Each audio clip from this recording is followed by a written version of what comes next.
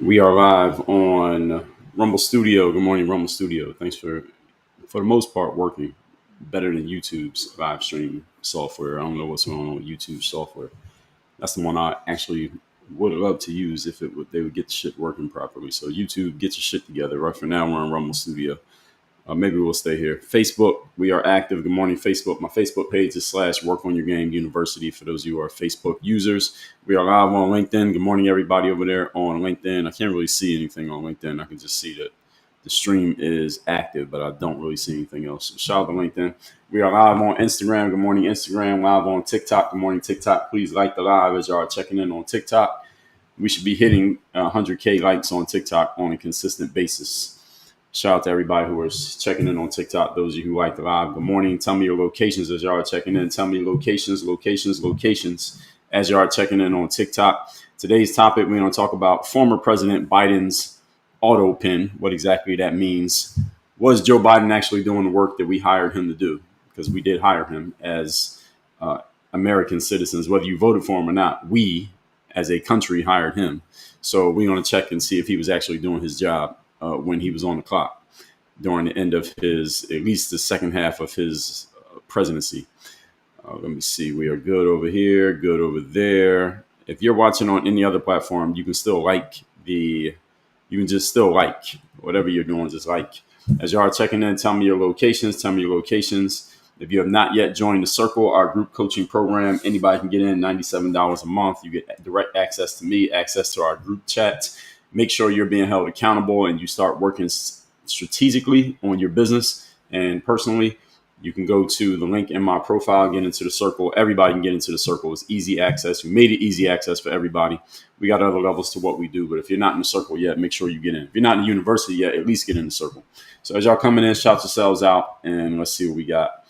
And we're going to talk about Joe Biden's Autopen today. Courtney, good morning to you. Good to see you. Dana Marie, good morning. Irma V, good morning.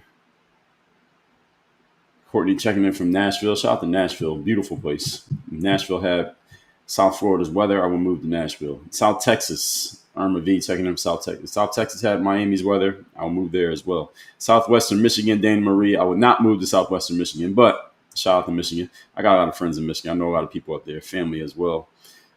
Murphy the Mutt from Bristol, Tennessee. Good morning. Shout out to Tennessee. Greenville, North Carolina is in the building. Renee, good morning. Angela from North Carolina. Good morning. Mark Wagner, good morning to you. 11 Bravo from South Carolina is in the building. Irma, thank you for the gift early. Irma's by far our number one gifter.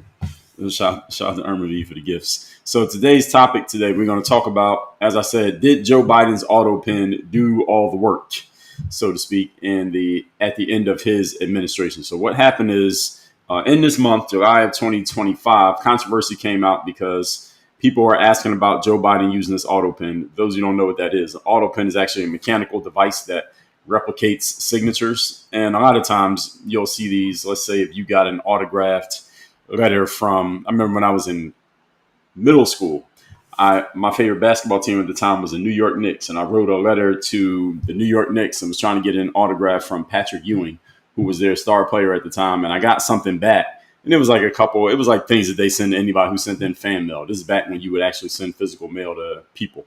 And they sent me back not a package, but it was like a letter. And they had a couple signed items from Patrick Ewing, but it wasn't his real signature. It was like a stamped signature. So an Autopen is kind of like that, but it's, I guess, probably a higher level simply because it's for the president. So it's a mechanical device that replicates signatures, and it was used to authorize a significant piece of legislation, allegedly, while he was Joe Biden was actually in Delaware, not in Washington, D.C., and they used the Autopen to sign something that was supposed to be signed by the president. And this use of the Autopen that has come out recently has raised concerns because the bill in question involved military funding and it required the president's direct signature according to the Constitution. So in other words, there are some things that we know, there are a lot of things signed by the president that he didn't actually, with his actual hand, sign. All presidents. This applies to all presidents. But there are certain things that, based on the Constitution, the president must sign it. You cannot stamp it. You can't use the Autopen. He has to actually physically sign it. If he doesn't physically sign it, then whatever it is that he signed may not even be considered official. So under the Constitution, he was supposed to sign a certain thing. He didn't sign it. And critics are pointing out that while the Autopen has been used before for routine tasks and ceremonial stuff. Or if you're an eighth grader and you send a letter to the president, they may send you back a signed letter from the president.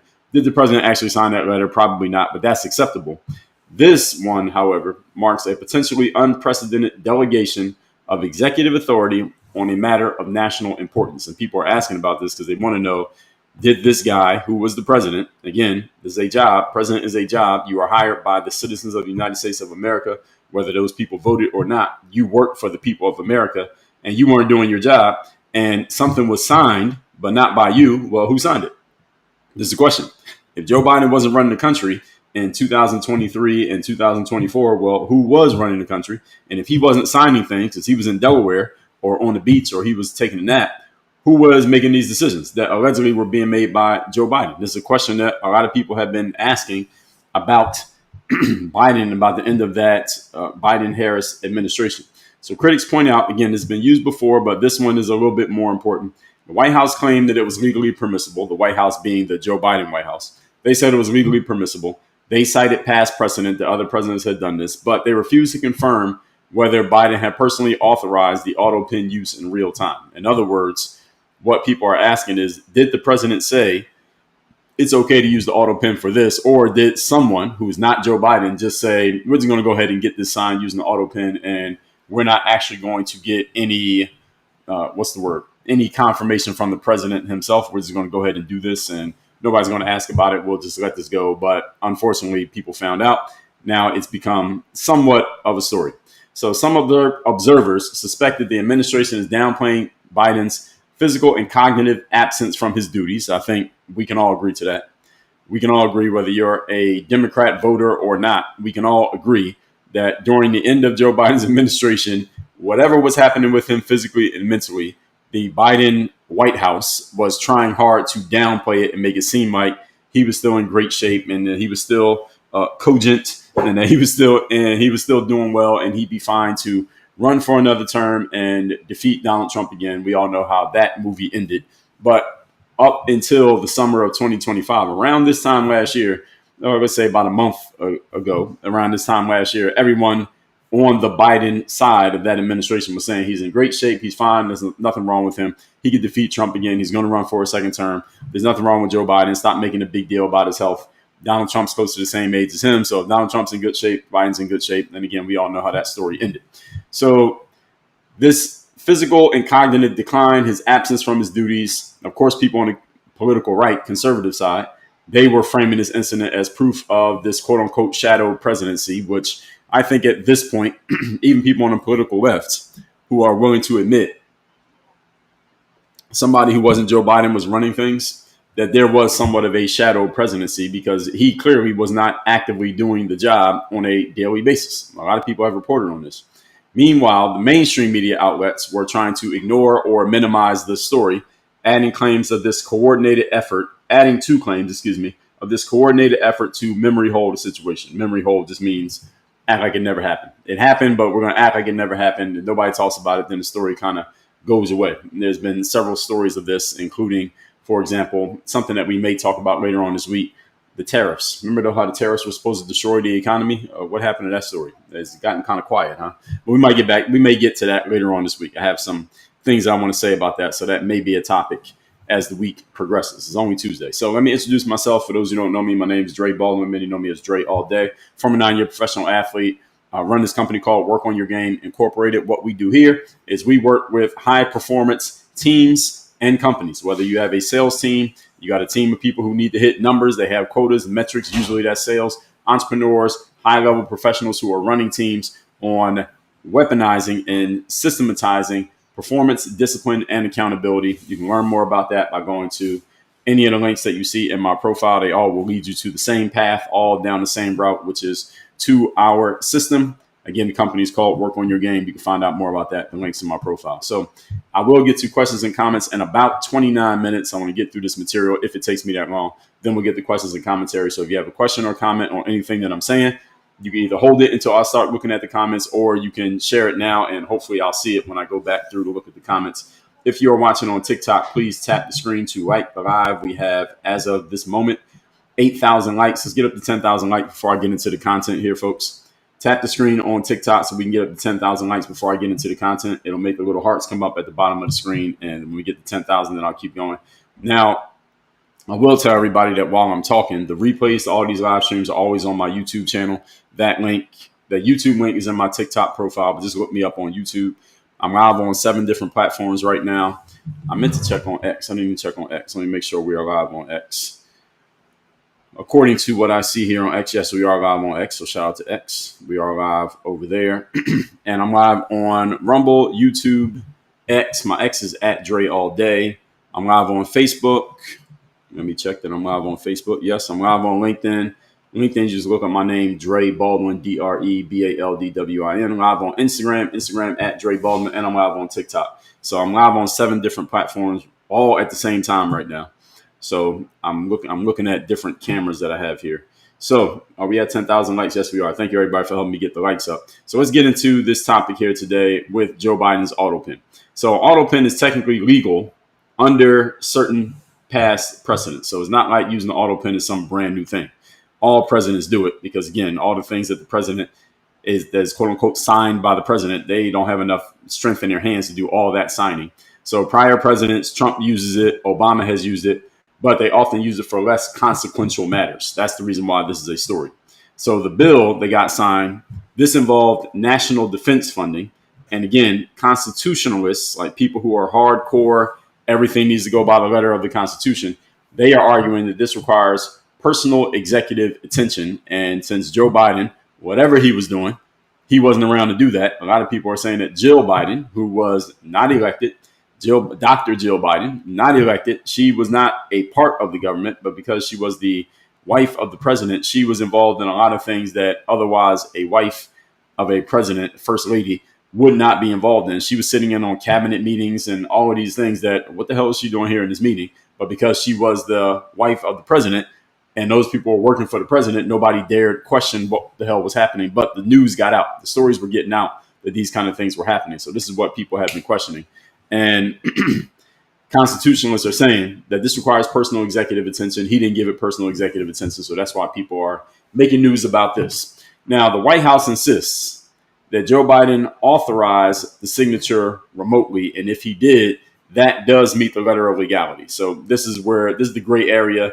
Will we ever know the answer to this? No, because if you ask the Biden side, then they're going to say that that's what happened. And if you ask anybody who's not on the Biden side, they're going to say that didn't happen, or there's a lot of questions as to whether or not that happened. Because if it didn't happen, then that would basically make whatever he signed null and void, and it couldn't go through. And I don't think they want that to happen, to undo all this stuff. And also with the pardons, we may get to that in a moment. So this is the ultimate crux of the whole situation. Did Joe Biden authorize that the Autopen could be used? If he did, then we're good. And if he didn't, then we're not good. We'll never know the answer to that.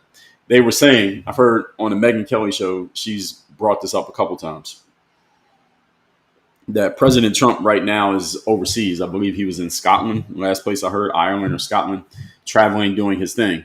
But it was reported that Donald Trump has given other world leaders his personal phone number, that they have his cell phone number. They can send him texts, and he has conversations with these people, and they can text him about world things and just basically staying friends with him, staying on his good side, because Donald Trump is the leader of the strongest country in the world still to this day. At least hopefully we stay that way for a while. He's the leader of that country, and he's making himself very accessible, to draw a stark contrast to President Biden, who, from what I heard, this is from people who are on the inside in DC, that someone would get Joe Biden's phone number and text him or call him and have a conversation with him. And after the exchange they would have with Joe Biden, that the number would get disconnected, or somebody from Biden's team, one of his aides or staff members, would call the reporter who had just called Joe Biden and get mad at them for reaching out to Joe Biden directly without going through the quote unquote proper channels. And then the number would get disconnected. The number wouldn't work anymore. You couldn't call it anymore because the people around Joe Biden were basically trying to stop anyone from being able to contact him directly, just to make sure he didn't say something that sounded crazy or that could get used against him or used against that administration. And we know why this is, because everybody remembers what happens in July of 2014, or was that June of 2024, excuse me. In 2024, last summer, whether it was June or July, that first presidential debate between Donald Trump and Joe Biden, which basically sealed the deal on Joe Biden's entire political career. That was pretty much the end of his career. that debate. So unfortunately for President Biden, he went out on a low note, not a high note. So we are never going to get the answer to this question. So I'm just putting it out there. All of you have your ideas probably. My idea is, did he authorize this remotely? I say, yeah, probably not. Because if you're the president, why would you not just go to D.C. and do your thing? I mean, you do live in the White House. I mean, you got a residence there. You can get there as quickly. Delaware to D.C. ain't that far away. You can get from Delaware to D.C. Why did he not just go to D.C. and actually sign it? Because that technically would be him doing his job. I mean, that is kind of what he was hired for. Why would he be hanging out in Delaware? Hanging out in Delaware because the man needed some rest that goes, this is not normal rest. This guy's a retiree. That's who Joe Biden is. He's a retiree. It appeared that he was living like a retiree while he was still president. That's what it appeared to be. That's been the challenge to Joe Biden's, quote unquote, legacy ever since he's left office, actually, while he was still in office, because after that debate debacle happened in summer of 2024, Joe Biden was technically still president until January of 2025. So who was running the country for the last 6 months of the year? Somebody give me an answer. I'm waiting in the comments. In the comments, tell me who was running the United States of America. As when I say running it, doesn't mean Joe Biden had to literally be sitting at a desk making phone calls all day. But who was the ultimate decision maker / arbiter between July of last year and January of this year? Because we saw Joe Biden during the debate. The one time that he needed to be cogent and crisp and clear, he was not that, which happens when you're 80-something years old and you start to slip. Happens to a lot of people when they get to that age bracket. Who was running the country? Because clearly he probably couldn't make those decisions at that time or communicate properly what he wanted done, if he could even think about what he wanted done. Who was running the country? Anybody got an answer? Somebody said Trump. Well, Trump was not in office at that time. Marky Man says Jill. Trev said his VP, Kamala Harris. Yeah, who was running the country? I have no idea. And again, this is an answer that we'll never know the answer to. Some are saying Obama. Obama was running the country. I don't know who was running the country at this time. So there was no photo, no video, no timestamp of Biden's real-time authorization, and this undermines public trust in the process. Well, the process already happened. It's already over. Biden's not president anymore. Now we have Donald Trump. But this undermines people. I see a lot of people on social media who are on the political left. A bunch of them work for the Democratic Party. I follow a good number of these people, and I see their stuff all the time. And it shows up in my For You feed. It's the only app that I scroll on. It shows up in the For You feed because I will respond to things that some of these people say.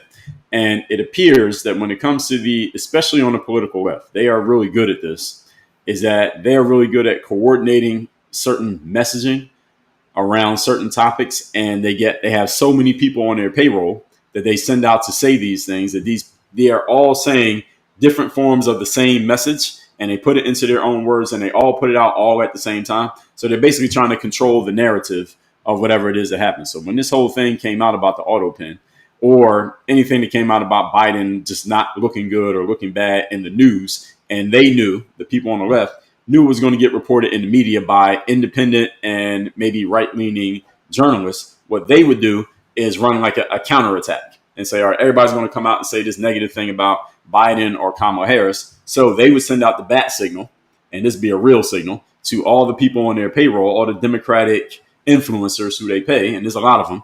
And they would say to them, all right, we need y'all to send out a message that puts out this idea, that frames things this way. And there's a whole bunch of these folks. And they're actually very good at the way that they language the messages. I know it's all nonsense, and I know that they're all doing it a certain way, and they're all paid basically to put out the same message, but they got to put it out their own way and on their own platforms. That they all copy and paste and said the same thing, we would notice it. But if you read between the lines, you can see that they're all saying the same stuff. So the Democratic machine, whoever it is that's coordinating these folks, is doing an excellent job.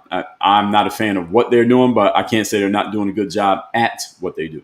So they're doing an excellent job of coordinating the messages and getting everybody to say the same stuff. Oh, Joe Biden's legacy, and Joe Biden was a great president, and like this post, if you think we would have been better off with Kamala Harris, and these kind of things. They post these kind of things all the time, and it goes a lot deeper than what I just said. I'm just giving you examples, but there was no video, no photo, no timestamp proof of Biden giving any real-time authorization to use the Autopen. My suspicion is because there was no authorization; they just did it. That's what I think. They just did it, and then when the books came out going at Joe Biden after his presidency ended, that some of these things got mentioned. There were people who were inside the White House during that administration who wrote books and will write books. Some of them came out already, but there will be more books that will come out that were basically going to attack and challenge what Joe Biden was doing, how he did it, why he did it, what was not on the up and up, etc. Even his press secretary, Karine Jean-Pierre, she wrote a book. Did any of you see this book that Karine Jean-Pierre wrote? Let me see if I can find the book. I believe it came out already because it was being talked about at the time that was it Karine? There it is, Karine Jean-Pierre book. She wrote a book and she was basically claiming that she is not on the Biden side. This book doesn't come out till October. So she was just announcing it, I guess. Let me see. But she has more than one book. Karine Jean-Pierre has more than one book. Did y'all notice? I didn't notice. Karine Jean-Pierre wrote a book. When did this book come out? So she has one book called Moving Forward, a story of hope, hard work, and promise in America. This is what she said. Okay, so she wrote this book. I think this book is based on the fact that she worked in the Obama White House, which I didn't know. So Karine worked in the Obama White House, and this book came out it just came out in May. A few months ago, this book came out in May, but she has another book coming. So this is interesting. Karine Jean-Pierre with her author career. Didn't know this was happening. So, so she has this book. Oh, she got another book. No, this is not her book. Wait, is this book by her? Maybe this book is not by her. Yes, it is. Okay, so Karine Jean-Pierre's first book is called Moving Forward, and it looks like this. And this just came out in May. Did y'all know about this book? I didn't know about this one. The one I know about is the one I'm about to tell you about in a second. So she came out with this book in May of this year, which is interesting timing because she has another book coming up. So anyway, this is, I guess, an inspirational book. Yeah, I'll pass on that. Then she wrote another book called Independent. And this one is titled A Look Inside a Broken White House Outside the Party Lines. So in other words, Karine Jean-Pierre, I'm bringing this all up for a reason. She worked in the Obama White House, which I didn't know. And everyone's pathing about, this is the write-up for her first book, the one I just showed you. Karine Jean-Pierre tells her own story, looking back on her life as a first-generation Haitian American. She shares what she's learned about politics, offering a handbook for anyone who wants to take part, no matter how or where they grew up or how young or old they might be. Those who care for America are filled with a historical sense of urgency. Together we can create positive change, and in this book, Karine Jean-Pierre shows us how. Blech. This is a terrible write-up. Whoever wrote this is terrible. But the book sold anyway, I guess. I mean, she got a lot of positive reviews. 435 reviews on Amazon. It has an overall 4.6 rating. But anyway, she has another book coming out in October. This is the one that got announced. This book is called Independent. This is the cover of the book. She just has a cover of the White House. I mean, a picture of the White House on the cover. Her name's on it, but her picture is not on the book. This says, a look inside a broken White House outside the party line. So this is where Miss Jean-Pierre, who was working for Joe Biden as the press secretary. For those of you who know the job of the press secretary at the White House, your job is basically to cover up any lies that the president wants to tell. So any questions that they don't want to answer, any information that they don't want to give, or any lie that the president tells, the press secretary has to go out there and basically massage the lie and tell it well enough that the media backs off or the media will attack. That's the job of the press secretary. So what was the woman's name? Jen Psaki. She had the lie. What was the woman who was the press secretary for Trump in his first term? What was that woman's name? The white chick. I can't remember her name. What was that woman's name who was the press secretary for Trump? But they all got the same job. The one who's doing it now is Levitt, Carolyn Levitt. But I'm talking about in his first term. That woman, McEnany, was it McEnany? Sarah Huckabee is one, but no, it's another one. Who was the one who came after her? Kelly. Yeah, I think it was Kelly McEnany Kelly McCanny or McEnany, whatever her name was. Their whole job is just lie for the president. That's your job when you're a press secretary, because the White House or the administration does things that they don't want the whole world knowing about. So you got to kind of tell a lie and you got to spin. You got to get good at spinning. Karine Jean-Pierre's whole job was to spin on behalf of Joe Biden. Now she's writing a book calling herself independent, first of all. And then she says the White House was broken, and she's talking about is coming from outside the party lines as if she's not a Democrat. Now, this is a ridiculous frame, and people are actually going to buy into this, that she's framing herself as independent. Really? Okay. This book is coming out in October, And here's what she says about this one. This is a much longer write-up. I'm not going to read all this. But it says a groundbreaking regulatory assessment of America's broken two-party system. So now she thinks the two-party system is broken. If you just had a full-time job lying for one side, now all of a sudden the system is broken. And this is very rich, coming from someone who, after the administration is over, now the system is broken. After you got your paychecks for 2 years or however long she was there. So I'll just read a little bit of this. In the country obsessed with blind loyalty to a two-party democratic system, Karine Jean-Pierre, former White House press secretary to the Biden-Harris administration, shares why Americans must step beyond party lines to embrace life as independents. This is crazy. Jean-Pierre didn't come to her decision to be an independent lightly. She served two American presidents, Obama and Biden. In 2020, she joined Biden's campaign as a senior advisor. She was an advisor to the Biden campaign? Yeah, okay. Becoming Harris's chief of staff. So she was chief of staff for Kamala. And then 2 years later, she was the press secretary for the last 2 years of Biden. She takes us through the 3 weeks that led to Biden's abandonment of his bid for a second term and the betrayal by the Democratic Party that led to his decision. So the way this is framed, it sounds like Karine Jean-Pierre is saying that the Democratic Party betrayed Joe Biden, and that's why he had to make the decision to abandon his bid for a second term. And that is, you want to talk about revisionist history? This just happened a year ago. This is the write-up for her book. This didn't come out yet. It's coming out in October. So let me read one more paragraph. In an urgent, timely analysis, Independent, that's the name of the book. She's calling herself Independent. That's so funny. Ask all Americans to vote their values and maintain their individuality within party lines. She presents clear arguments and provocative evidence from her time as an insider about the importance of dismantling, please keep liking the live on TikTok, about the importance of dismantling the torrent of disinformation and misinformation that has been rampant during recent elections and provides passionate insight for ways to move forward. What?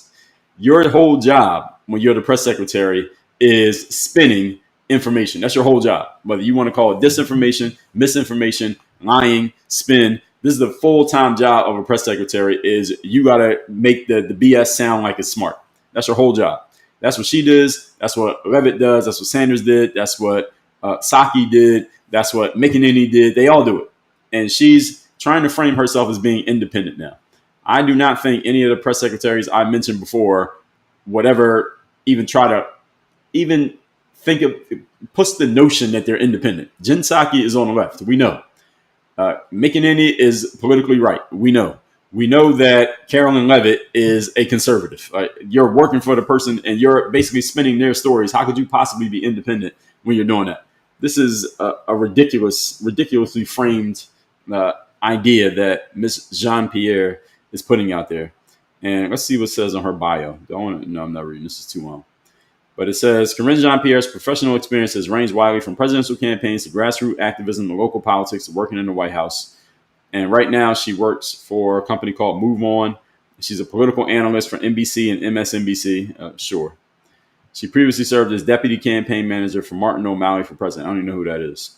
But she's been doing this for a while, actually. She started all the way back to the Obama White House and things she's been doing. But anyway, I'm bringing all that up to say a lot of people on the political left are trying to rewrite their stories. Notice how a lot of people who lean left are all calling themselves independent now?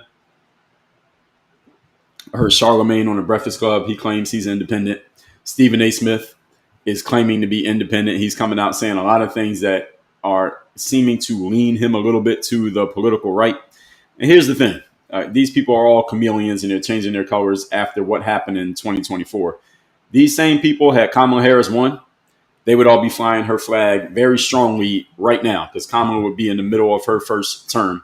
Had she won, they'd be flying her flag from their cars. You know, people driving around with the flags on their cars.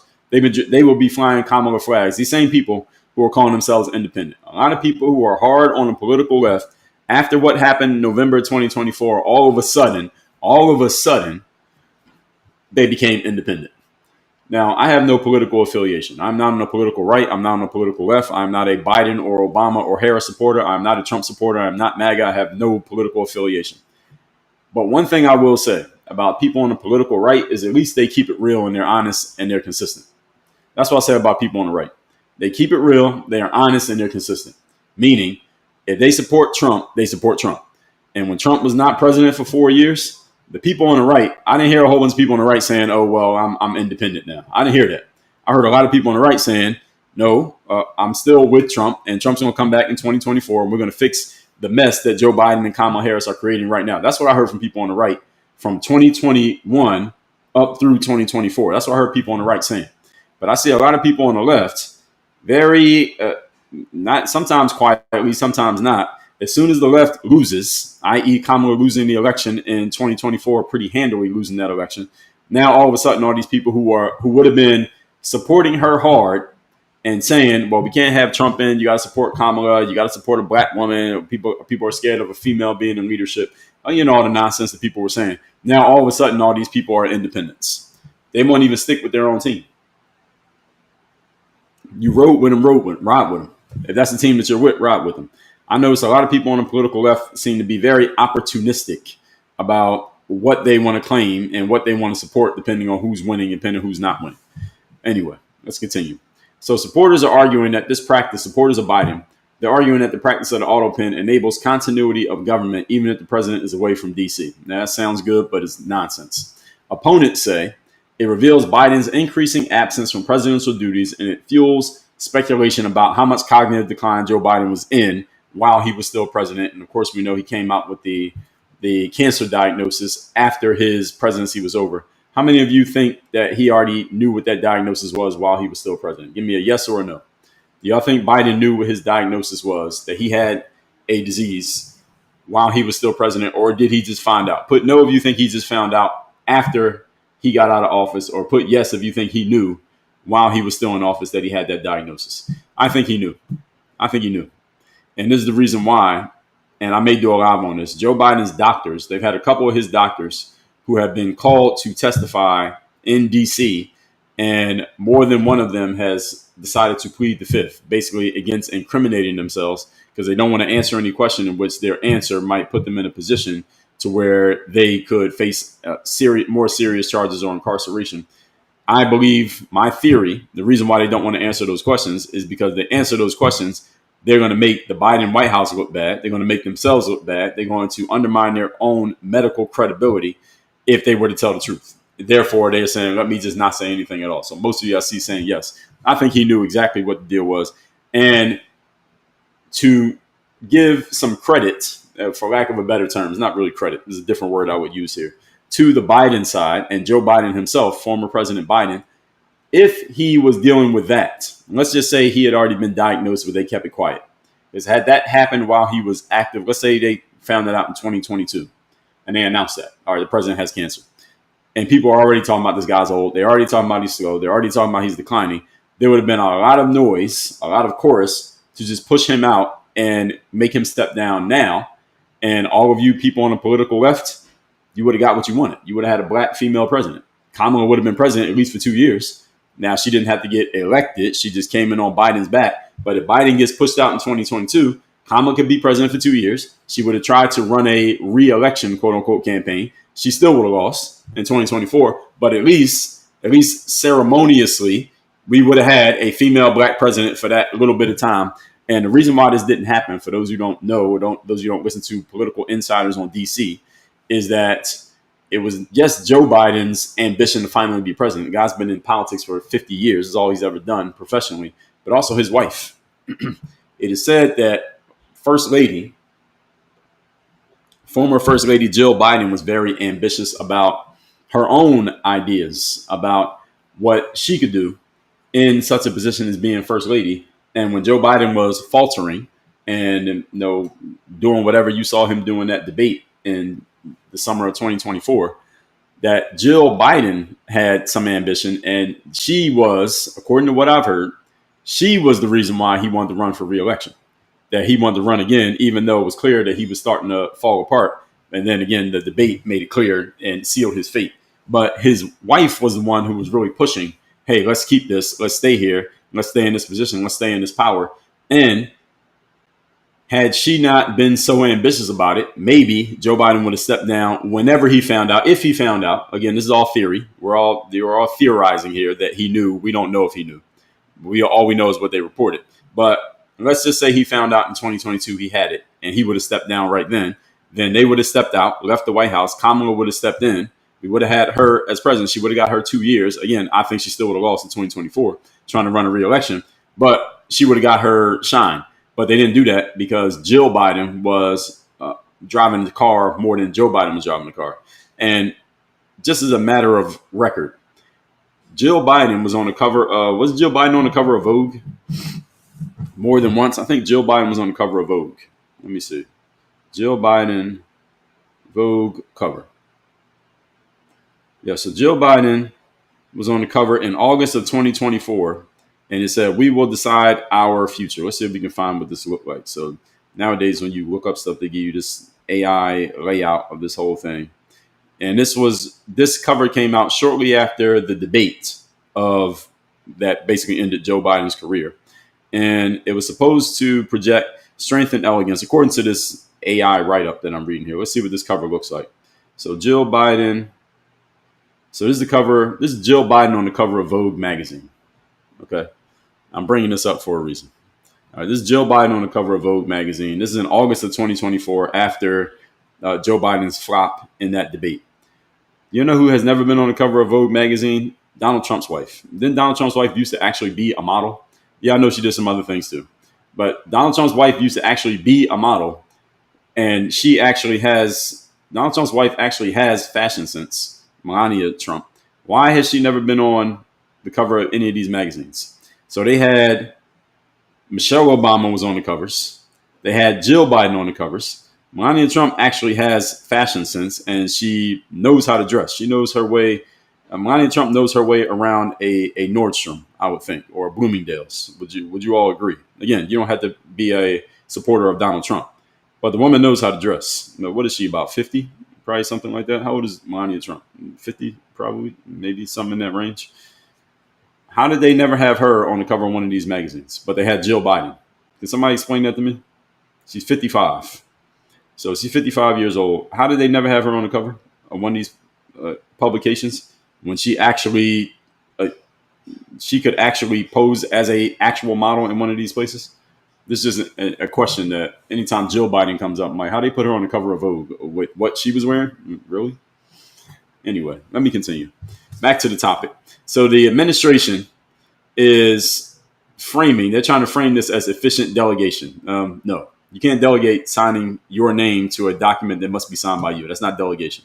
Critics say that the secrecy and the evasiveness from staffers suggest the cover-up. They dodge media questions and offer vague answers. Yes, Corinne Jean-Pierre, which is exactly your job, but now you're independent. Right. So using the Autopen can speed up the bureaucratic process during recess or physical absence. Yes, if you're signing something that is not constitutionally required to be signed by you, then it can speed up the process.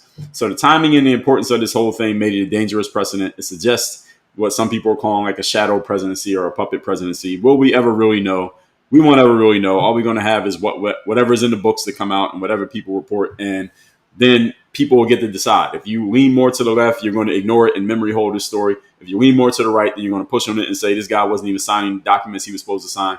This is one of the reasons why facts don't matter, ladies and gentlemen. So when you hear me say facts don't matter, this is an example of why facts don't matter. Because Joe Biden not actually signing that document, but allegedly he gave authorization, but there's no timestamp. There's no proof that he actually did. Does it matter? Does it not? Is anybody going to do anything about this? This is the reason why the facts don't matter. Because all that matters is what side you want to believe and which information you want to take to corroborate the position that you already have. That's all that actually matters. The facts don't matter at all. The facts only matter when you're talking about the facts that serve your point of view. And the facts that don't serve your point of view, if they don't matter to you, nobody can make them matter to you. Please keep liking the live on TikTok. We should be at 40K likes, folks. Let's get up to 40K likes. We're at 33,000. So the president's power, again, is delegation when needed. And so people say that this is still under his authority. Yes, he does have the power to delegate. But, again, there's certain things you can't delegate. Now, if the president is not mentally or physically present, delegation is meaningless because it undermines the legitimacy of the office. And this was the whole argument against whatever the hell the Biden White House was doing for the last, how long was this? The last maybe 2 years of his presidency? We don't know. People were saying this about him when he even ran in 2020, that the guy's old and he's falling apart. He won, and it became more and more obvious the longer it went. When was that event? You might know the timeline of that event when Joe Biden was standing on the stage and it seemed like he was frozen on the stage and he wouldn't move, and Barack Obama had to get him off the stage. When was that event? Let me see if I can find out. Y'all know what I'm talking about? When was the event with President Biden when he seemed to be physically frozen on the stage and didn't know to walk away, and former President Obama had to grab him and guide him off the stage? And all right, I just was talking to it and stopped working. When was the event when former President Biden seemed to be frozen on stage and former President Obama had to grab him and guide him off the stage as Biden seemed to not remember where he was? So, all right, let's see. So they're generating a response. So this happened where Biden appeared to freeze on stage was on June 15th of 2024. So this was not long before that debate, the fateful debate. So this is in June 15, 2024. This is at Los Angeles Peacock Theater, following a 45-minute interview with Jimmy Kimmel. After the interview, they stood for applause from the stage. Y'all remember this? They were standing on the stage getting clapped. So people are clapping for Jimmy and Barack Obama and Joe Biden. And Biden just stood there for about 10 seconds, and then Obama grabbed him and kind of led him off the stage. And it sparked a lot of debate online. I remember this. People were asking, like, where's this guy mentally? Obviously ain't there anymore. But he raised $30 million during that event. So that's one of the reasons why they had the event. He raised $30 million doing that. And at that moment, everybody knew. Even if you're on a political left, even if you are an anti-Trumper, never Trumper, everybody knew. But everyone was going to push, okay, Joe Biden can still win the 2024 election, just anybody other than Trump. And again, this worked for Joe Biden in 2020. Joe Biden's campaign, first of all, Hillary Clinton's campaign in 2016 is I'm not Donald Trump. It failed. Joe Biden's campaign in 2020 was two things. Number one, I'm not Donald Trump. Number two, COVID. He was able to use the virus, and that was good enough for him to win 2020. 2024, the virus was over. Kamala Harris went back to the same playbook, which is I'm not Donald Trump. The problem is she was Kamala, and that's the reason why 2024 happened the way that it happened. So this particular use may violate presentment clause of the Constitution, which requires actual president action. It's called the presentment clause. There are certain things that the president must actually do him or herself. It's always been a him up to this point. And Joe Biden did not do it. And that's what people were. This is a particular that people were getting specific about. Now, supporters highlight this as a common executive tool, is not new, is not unprecedented. And again, this is the reason why facts don't matter.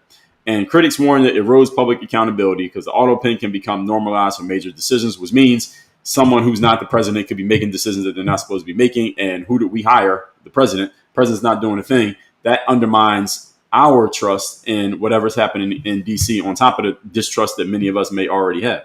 Now, critics warn that this erodes public accountability. I already said that.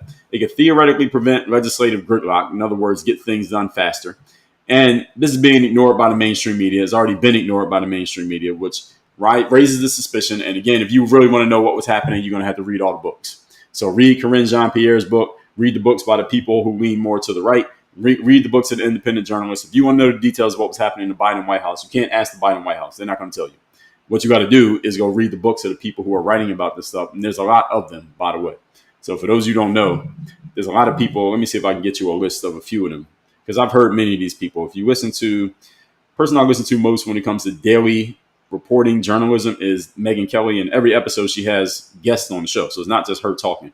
She brings guests on every episode. And these are people who are really plugged into what's happening in the news every day. And they talk about it.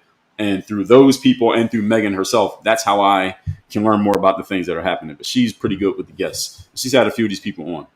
Give me a list of people who are writing books about what was happening during the Biden White House whose books are coming out this year. So let's see if we can get a list of these books, because there's been several that I've heard already. So we already heard about Karine Jean-Pierre's book, which is funny. So Jake Tapper and Alex Thompson, they came out with a book called Original Sin. This came out in May.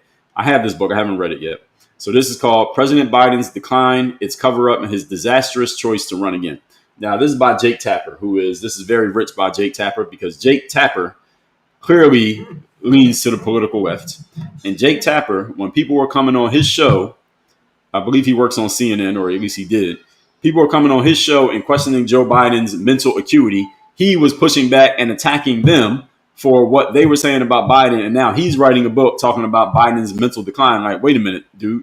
You were one of the main ones defending him. Now all of a sudden you're writing a book as if you're this arbiter of truth. This is nonsense. And he was on the Megyn Kelly show about a month or two ago. I don't know if any of you heard this. About 2 months ago, he was on the Megyn Kelly show, and Megan grilled his ass, which she should have. Y'all should listen to that interview because it was very interesting, for lack of a better term. So there's a guy named Jonathan Allen and Amy Parnes. Don't know them. They wrote a book called Fight, Inside the Wildest Battle for the White House. So every election, somebody writes a book like this, The Wildest Battle, the toughest battle in history for the White House. Every 4 years, you can recycle this concept. One of you want to write a book, just get your book ready for 2028 and write a book called The Wildest Battle for the White House in History. You could use it for 2028. So Jonathan Allen and Amy Parnes, this book came out in April. It chronicles Joe Biden's campaign in 2024. That should be a short book. His withdrawal, Kamala Harris's replacement candidacy, and they have a whole series about elections. So I never heard these two folks, but there's another book for those of you who like to read.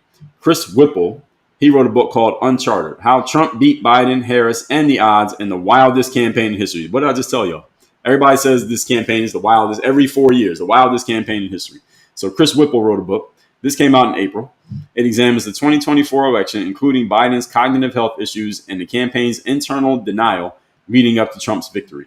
And you can also write books about whoever won the presidency and how they won and how they ran the office. So politics is a gift that keeps on giving if you're a person who likes to do reporting, journalism, or you like to write books, because you can always write a book about whoever the current president is, any scandal of the current president, any critics of the current president, if you want to defend the current president, or you want to write about the election itself. Those stories are always available all the time. So any of you want a job and you're not sure what you want to do with your life, go write about politics, because there's always something to write about. And there's always a bunch of people who will read what you say just because they're always plugged into politics.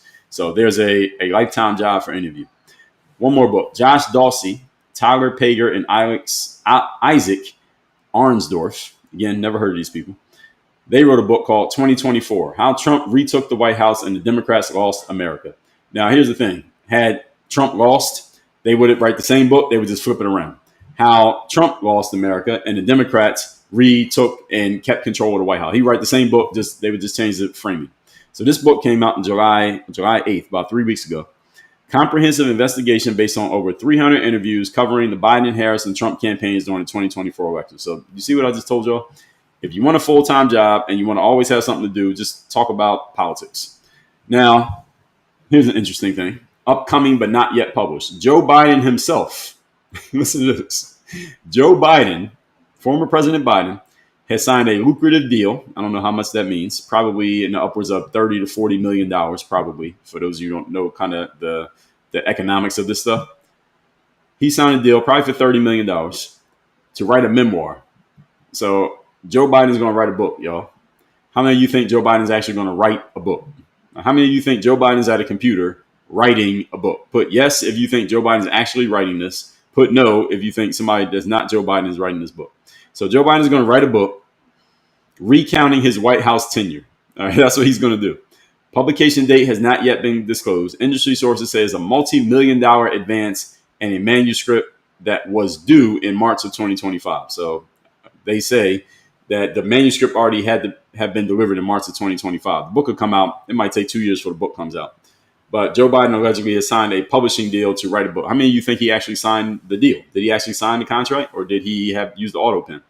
That's a joke. But Joe Biden writing a book? Yeah, okay. I think Joe Biden is going to, I think he might dictate maybe 10% of the book. I think Joe Biden is going to dictate the other 80% of the book, and the writer who they hired is going to finish the rest of the book. That's what I think is going to happen. That happens a lot with books, by the way. Joe Biden is not the only one. So that part is not an attack on Joe Biden. So these are all these books that people write about whatever presidential administration after is over. They all do this, by the way. And there's a lot of money to be made. Michelle Obama wrote a book. Jill Biden is going to write a book. I don't know if she has a book. I guarantee you Jill Biden will write a book. If you want to bet me money on anything, or you want to bet on something that's guaranteed to win, bet that Jill Biden is going to write a book. So this event, again, I already talked about that. Biden's team said they're operating transparently. That's not true. And they said there's nothing to see here. They basically played that there's nothing to see here game. That's called the memory hole. And this lack of clear evidence fueled conspiracy. Silence creates more questions than answers. We all know that to be true. All that said, folks, let's get into the conversation. Let's get into the comments. We are at 47,000. We need 50,000 comments before I start taking comments. 50,000 likes, before before I start taking comments. For me to get to the comments, we need to be at 50,000 likes. If you're on TikTok, tap the screen. We're at 47K, so we just need 2.5 thousand, and we'll take the comments. Mid said, I will read the Hunter Biden book. Yeah, I heard those clips from Hunter Biden's interview. He sounds, well, you want to talk about cogent. Hunter Biden is cogent. He definitely is cogent, and he knows what he's saying, and he does have some strong opinions. So I never really heard Hunter Biden talk, but the clips that I saw, he was entertaining to say the least. Let me look up that interview. Who was he being interviewed by? Because actually, I should listen to that. I try to listen to things on all sides of the political aisle, so I'm going to find that Hunter Biden interview. What show was that? What show was he on? So Hunter Biden sits down with, that was Cuomo? Was that Andrew Cuomo Hunter Biden was on? Anybody know what show he was on? Hunter Biden, when they were playing those clips? News about Hunter Biden, Shark Tank. No, Channel 5 with Andrew I thought it was Andrew Cuomo. Channel 5 with Andrew Calican. I never heard of this guy, but this Channel 5, I'm assuming that's in New York. It's Channel 5 in New York. They got 3 million subscribers. So, here it is. So the Hunter Biden interview, it's Channel 5 with Andrew Callahan. It has 3 million views in a week. This video is a 3-hour interview, 3 hours and 16 minutes long. I'm going to listen to this interview of Hunter Biden so I can get a feel for this guy. Because I'll tell you, I heard Donald Trump Jr., he was on The View. This is during the first Trump administration, because Donald Trump Jr. wrote a book that I did read. Let me find out when this book came out, because I had a certain view of Donald Trump Jr. I remember Donald Trump Jr., I was thinking that this guy is just a silver spoon kid who, of course, he's born with a silver spoon in his mouth because dad is rich and famous. And I seen him on social media a little bit during the 2016 campaign. And obviously he was clapping back at a lot of people because he and his family were getting trashed during that 2016 campaign because nobody thought they were going to win. Then, of course, they win. So he gets a little bit more credibility because his dad won the election. This book came out in November of 2019. I remember hearing him on The View. He went on The View, Donald Trump Jr. And I watched that interview. You know, when you're on The View, you're only on there for like 15 minutes. And he was promoting his book. His book is called Triggered. Those of you who don't know about the book, it's this book right here. I read this book after I saw him on The View. Because after I saw him on The View, I was actually impressed by Donald Trump Jr. because he wasn't just he didn't just sound like some rich kid with a silver spoon. He actually had his own thoughts, his own ideas. He was actually pretty articulate. And he was very good at playing defense against the women from The View. Because, you know, Donald Trump Jr. on The View, all they did was attack him. They attacked him for 15 minutes straight. But he was able to handle them. He handled them. You're sitting in the middle. You know, you got the 2 women on the right, 2 women on the left, and they're all just coming at you. The whole audience hates you. And he actually handled them pretty well. I said, that was actually impressive. So I went and got his book and I read his book, and he was not who I thought he was. He actually has some substance, Donald Trump Jr. So because of that, I'm going to afford the same possibility to Hunter Biden, and I'm going to listen to what he has to say. And if he writes a book, I'll read that one too. So all that being said, we're at 50,000 likes. Thank you, everybody, for getting the likes up. Hawaii 1902, I see you over there on Instagram. Thanks for the comments. Let's get into the commentary. If you got something, go ahead and put it in the comments. I'm reading from the oldest to the newest, so it's not personal if I don't read your comment. I'm just reading them from the oldest to the newest, okay? So Ernest Wingfield said, talk about Trump. Now, see, here's the thing, Ernest. When I talk about Trump, people come in the comments and say, why are you always talking about Trump? And then when I don't talk about Trump, people say, talk about Trump. So which one do you want? The sassy Southerner said, you sound MAGA. What did I say that sounds MAGA? Tell me what I said that sounds MAGA. Critiquing the Democrats does not make me MAGA. What did I do that makes me sound MAGA? Please tell me what it is. B-Ball said, you just heard angry racist. What does that mean? User said, that's called a cult. What are you referring to? I don't know what you're referring to. I need y'all to give me context in these comments, because the things that y'all leave as comments, by the time I read it, I've already moved past the point that you're responding to. Michelle's mom said, what news station do you believe is the most honest and independent? All the independent ones. Michelle's mom, if you're talking about a news station, none of them are independent.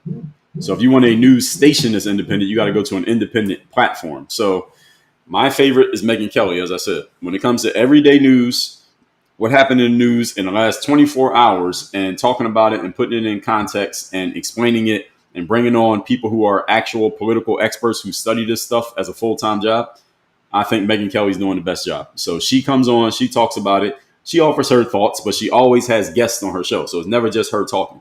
She always has all these guests on, and these are people who really know their stuff. And she has people from the left, she has people from the right on there. She'll be debating with people, she'll argue with people, they'll go back and forth. And it's a very fast-moving conversation. So if you want to know what happened in news, especially when it comes to like politics and stuff, she is my favorite. So there may be others that y'all like, but that's my favorite one to listen to. If I want to know what's happening, I'll listen to Megyn Kelly. So I believe she's the most honest. I believe she is independent. She has her own platform. She used to work on TV, but she has her own platform now. I don't trust anybody working for TV, because when you work for TV, you got bosses, and your bosses tell you what you can say, what you can't say. Just the nature of taking the job, you can't be honest, 100% honest. Mozart Wood said, it looks like all those people in the corporate world are calling, and yeah, everybody's claiming independent these days. That's only because Kamala lost. Had Kamala won, they wouldn't be claiming independent. DJ Kevy Kev said, I know of no one who is flying a Harris flag. Don't turn it into a both sides. I don't have to turn it into anything, DJ Kevy Kev. I said the people who wanted Harris to win, had she won, they would have been flying her flag. I didn't say they were flying her flag. I said had she won, they would have been flying her flag. She didn't win.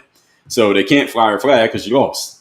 But had she won, Stephen A. Smith would be supporting Kamala Harris. Had she won, Charlemagne would be supporting Kamala Harris. I'm just using them as examples because they're well-known people who try to claim that they try to feign that they have some insight or intellect when it comes to these subjects, when really what they are just followers doing what they're being told to do. But that's a different conversation for a different day. And if you don't think anybody was flying, when I say flying the Harris flag, I mean that metaphorically, of course. I hope you're not interpreting that literally. Grumple4 said Trump is 6'2". What are you referring to? I don't know what you're talking about. Med said, of course, he had the best medical team. You talking about Biden? Daniel said, if he didn't, he has the worst doctor. So some are saying that he didn't get tested for certain things because you don't do it at certain times.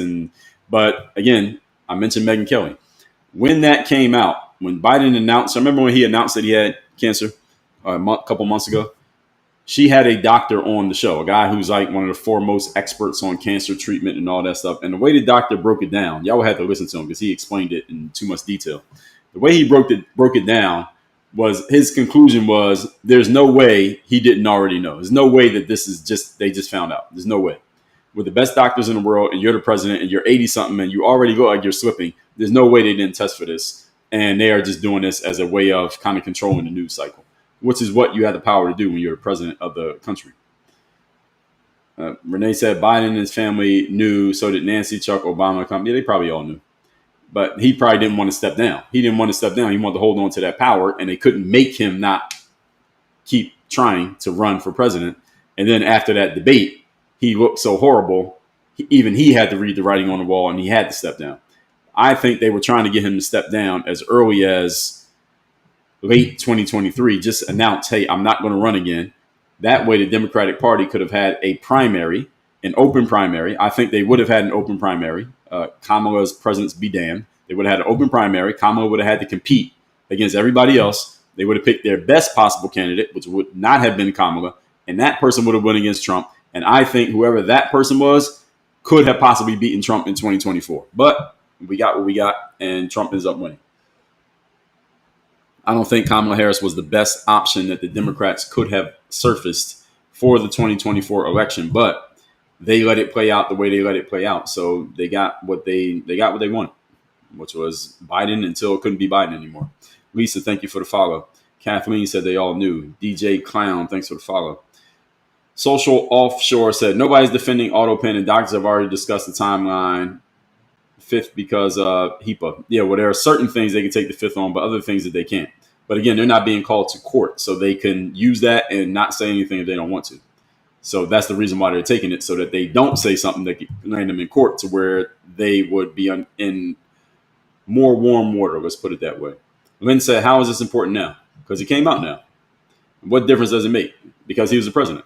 Trump's a convicted felon and SA kids. So Lynn, what we call this is whataboutism. So I think we need a new award, folks. I think we got to come up with the whataboutism award.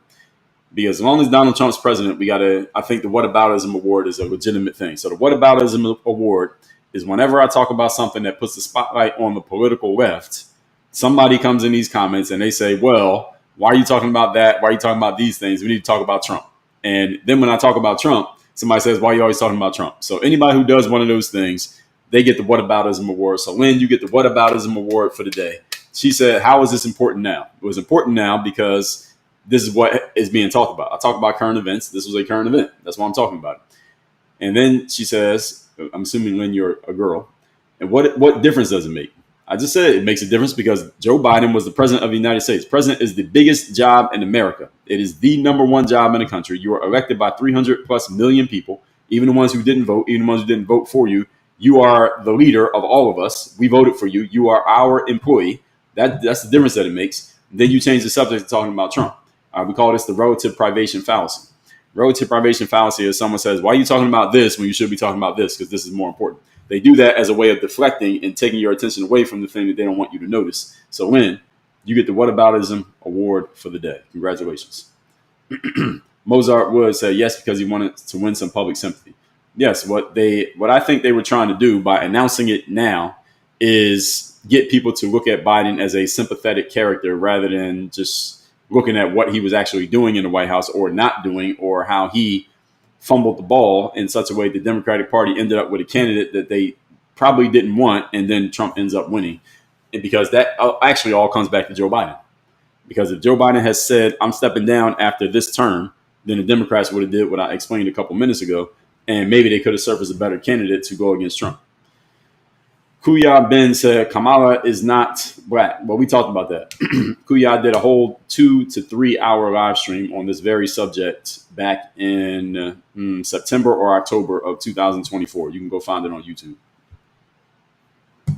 Marky Man, congrats on the gifted badge. Heck said Biden been in politics for 50 years. How did he become a millionaire?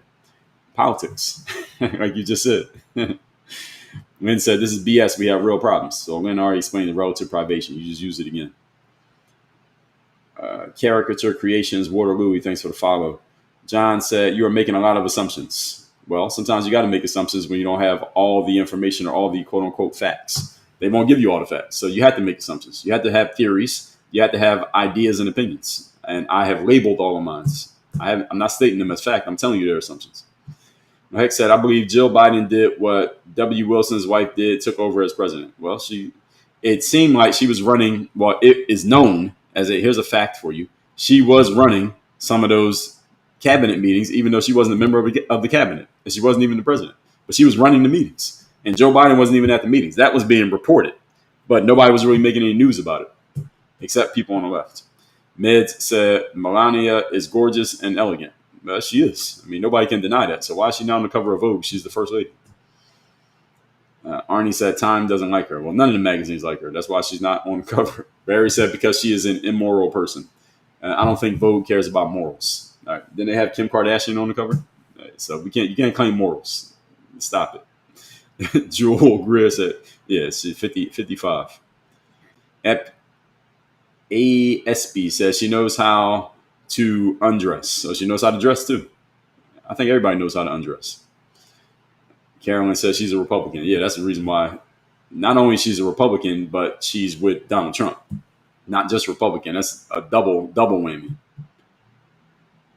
Nicole said, not a fan of Trump, but it comes from her perceived morals. I don't think Vogue cares about morals. Who has Vogue had on the cover of their magazine? Are we using a moral compass for every person to be on the cover of Vogue? Because if so, we got to question a lot of people they've had on the cover of their magazine. That has nothing to do with it. It's because Vogue is virtue signaling, or indirectly virtue signaling by not having her on the cover, that they're not supporters of anything that has to do with Trump. If Jill Biden can be on the cover of Vogue, then Melania should be on like 5 covers. Kathleen said, can you imagine how many magazines Vogue would sell if Melania was on the cover? Yeah, so again, that's what virtue signaling does. You're willing to cut off your nose to spite your face. She was on the cover. They sell a whole lot of magazines that they normally don't sell. Hummingbird said, what is your point? I told you my point. Are you listening? Pat Lee said, they don't like her. They don't like Trump. Yeah, we know. Joe said, because not someone they want to associate with. Well, yeah, we know that. Of course. We know that. The Midwest letdown said Epstein list, please. And we don't know if there is a list. If there is, it might only be a flight log. Larry said Vogue is not in her class. She's more like Playboy magazine. All right, somebody already made that joke.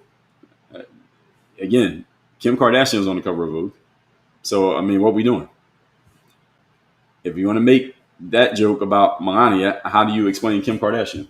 Let's see what Kim Kardashian looked like on the cover of Vogue. Kim Kardashian, if she was even on the cover, I'm sure she's been on the cover. She might have been on the cover more than once. So Kim Kardashian, so I looked up Kim Kardashian Vogue. I didn't even go to the image search, and 4 pictures come up immediately. She's been on the cover at least 4 times. Kim Kardashian. Now, this is a woman who got famous off of a tape of her being intimate with her boyfriend. Everybody knows about that, right? All right, she's been on the cover 4 times at least. Again, this is just what came up. I didn't even go to the image search. She's on here 4 times. So I'm going to count all the times Kim Kardashian I can see. 1, 2. All right, so 1. This was in, okay, I see the date. It doesn't tell you the year. That's 1. Here's 2. Here is 3. This is when she was with Kanye, Kim Kardashian West. 4. Here is another one.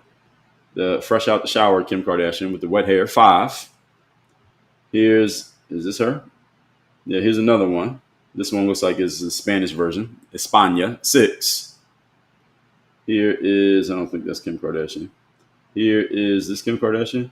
I can't tell. Is this Kim or is this one of the other girls? This looks like one of the other girls. I think this is, what's that girl's name? I don't know. It doesn't matter. Anyway, here's one with her and Kanye. Was that 6 or 7? 6. Kim Kardashian again. Is this Kim Kardashian? I can't tell if this is Kim Kardashian. I'm not sure. But this the Japanese version looks like. Here's Vogue Australia. Kim Kardashian again. What was that, 7 or 8? Here is Vogue Baraza. I don't know what that is. Here she is again. 9. So, I mean, should we go on? I think y'all get the point. So, if she could be on the cover 9, 10 times, you can't put Melania on there once, but you got Jill Biden on there. Jill Biden ain't got no fashion sense. Anyway.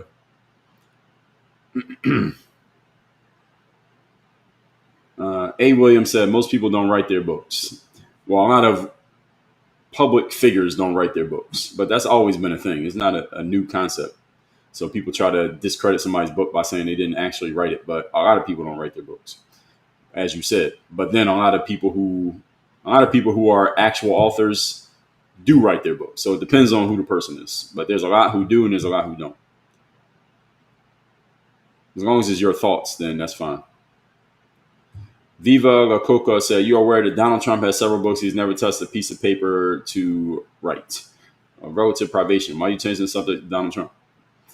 Donald Trump is not the first nor the last person to have a book written by somebody other than the name on the cover of the book.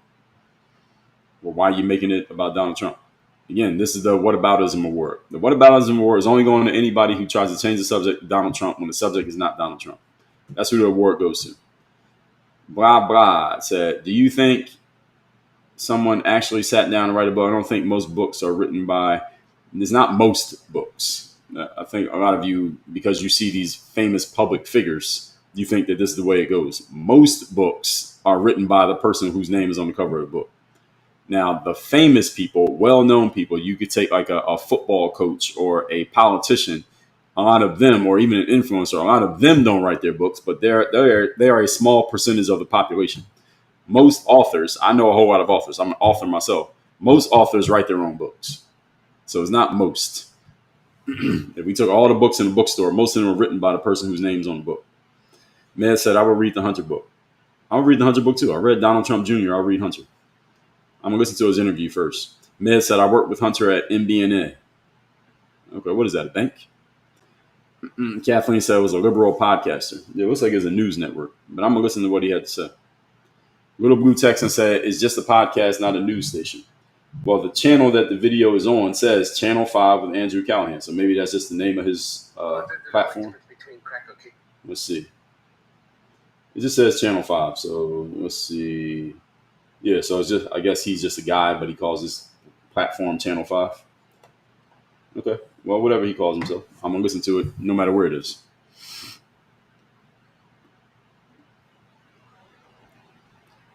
Inspirations by Leslie Ann said, I never heard Hunter Biden talk, but I know he was. Yeah, I never heard him talk either until those clips came out. So I will listen. Michelle, good morning.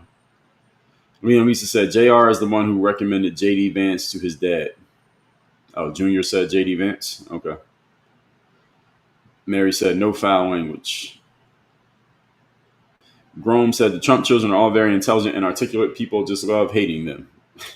Well, people hate them because they're connected to Donald Trump. And a lot of people don't like Donald Trump viscerally. Missy Q, thanks for the follow. Boxer said, are you MAGA? No. Boxer said, I love to read Al Jazeera or BBC News or Politica. Okay. I don't read any of those, but I will dip and dab in different platforms. Inspiration said, I never heard either talk, but I know Hunter served, and to me, that is admirable. All right, fine. Fair enough. Jessica said, I think Don Jr. is doing a great job. What is his job? What's he doing? Timothy said, Megyn Kelly, are you serious? Yes, I'm serious. You have a challenge to the concept of Megyn Kelly? If so, what is it? I don't like when I don't need y'all to leave passive comments like this. Like, are you serious? Or I can't believe you're saying that, or you're wrong. Just say what you actually disagree with. So you left that comment, but you didn't say what your disagreement is. Just share your disagreement. Just come straight out with it. Good guys said Biden supporters have a low IQ. Well, that's what they say about Trump supporters too. So hey, Jay, good morning. Mr. Nice Guy, thanks for the follow. Jessica said Linda Luma, I believe is her name. She is great as well. Who was she?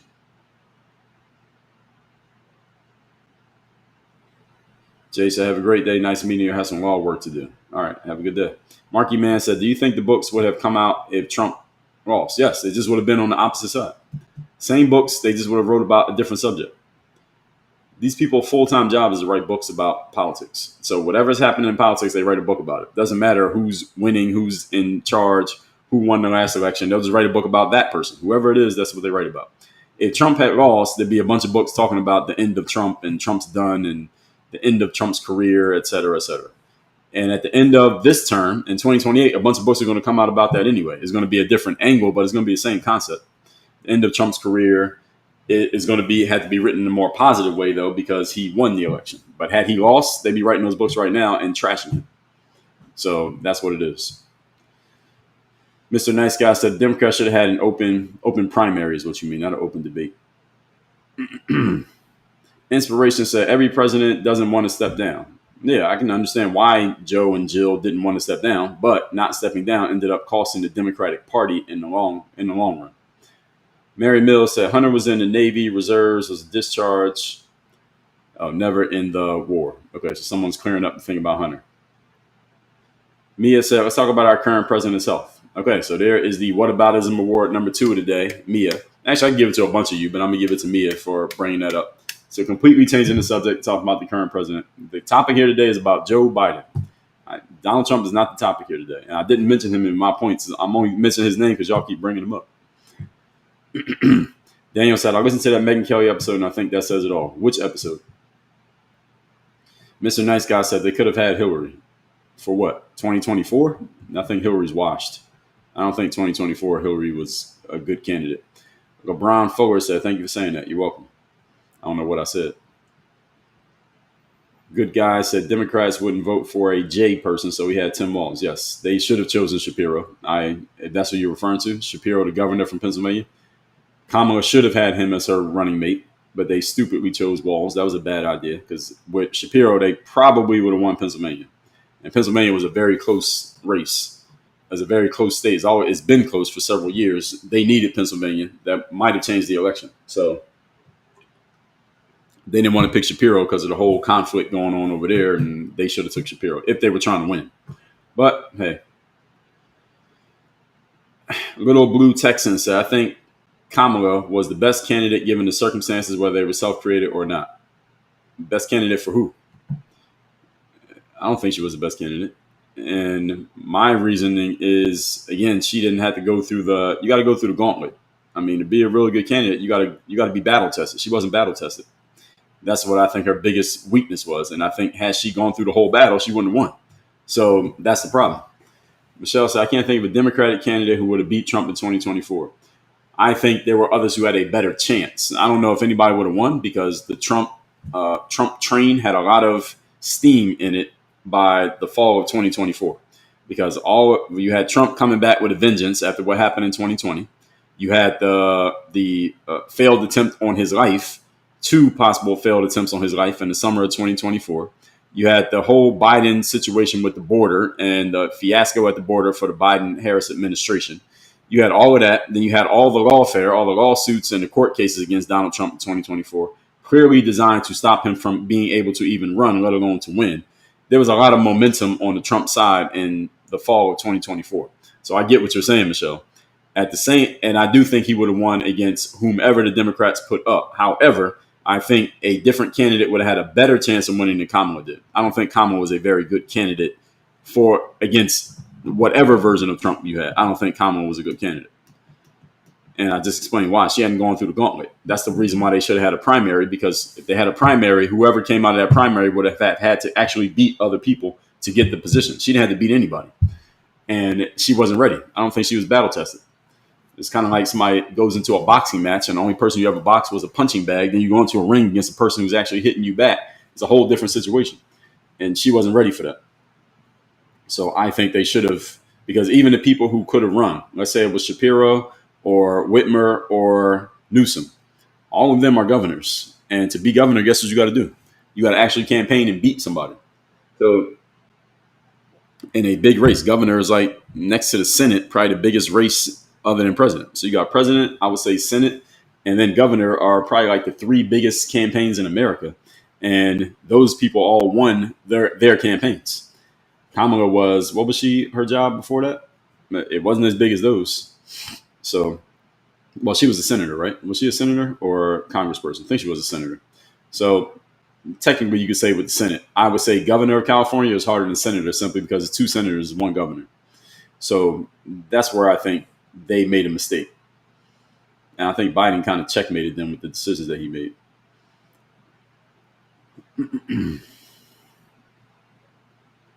Jay Real said Trump gets the whataboutism award currently. Well, every president gets the award, but we don't put it on the president because that's their job. Their job is to keep you off of their backs and keep the news cycle where they want it to go. So if we were doing that, then there would be no need for the award. Bruce said, facts still matter when something escalates to the judiciary, maybe less than they used to, but still. Well, even then, Bruce, it's the interpretation of the facts that matter. That's the reason why you go to court, to let the court interpret the facts, even with all the facts presented, because both sides have facts. So if the facts matter, you couldn't come to a conclusion. It's the interpretation of the facts that determine who wins, who loses. Chris said, my grocery prices and electric bill has doubled in 6 months. All right, well, did your money double? Did your income double in 6 months? Because if not, you're in trouble. And if you want some help with that, join Work on Your Game University. Jay Real said Biden didn't step down in a timely manner. Well, yeah, he stepped down because he was forced to step down. He didn't want to step down. Stephanie said Kamala would have had more time to campaign to get her points across. And Stephanie, I'm not sure about that one. I get what you're saying theoretically. I think the more time Kamala had, the worse it got. Had that election, how much time Kamala have? 100 days? Had that election occurred in like 30 days, maybe Kamala had a chance. After 60 days, she had less of a chance. After 90 days, she had very little chance. And after 100 days, she had no chance. The issue with someone like Kamala, and the reason why I say she wasn't a strong candidate, is that the more she talked, the worse she looked. Kamala's just not a good extemporaneous, off-the-cuff public speaker. She's not good at it. Being president is a public speaking competition.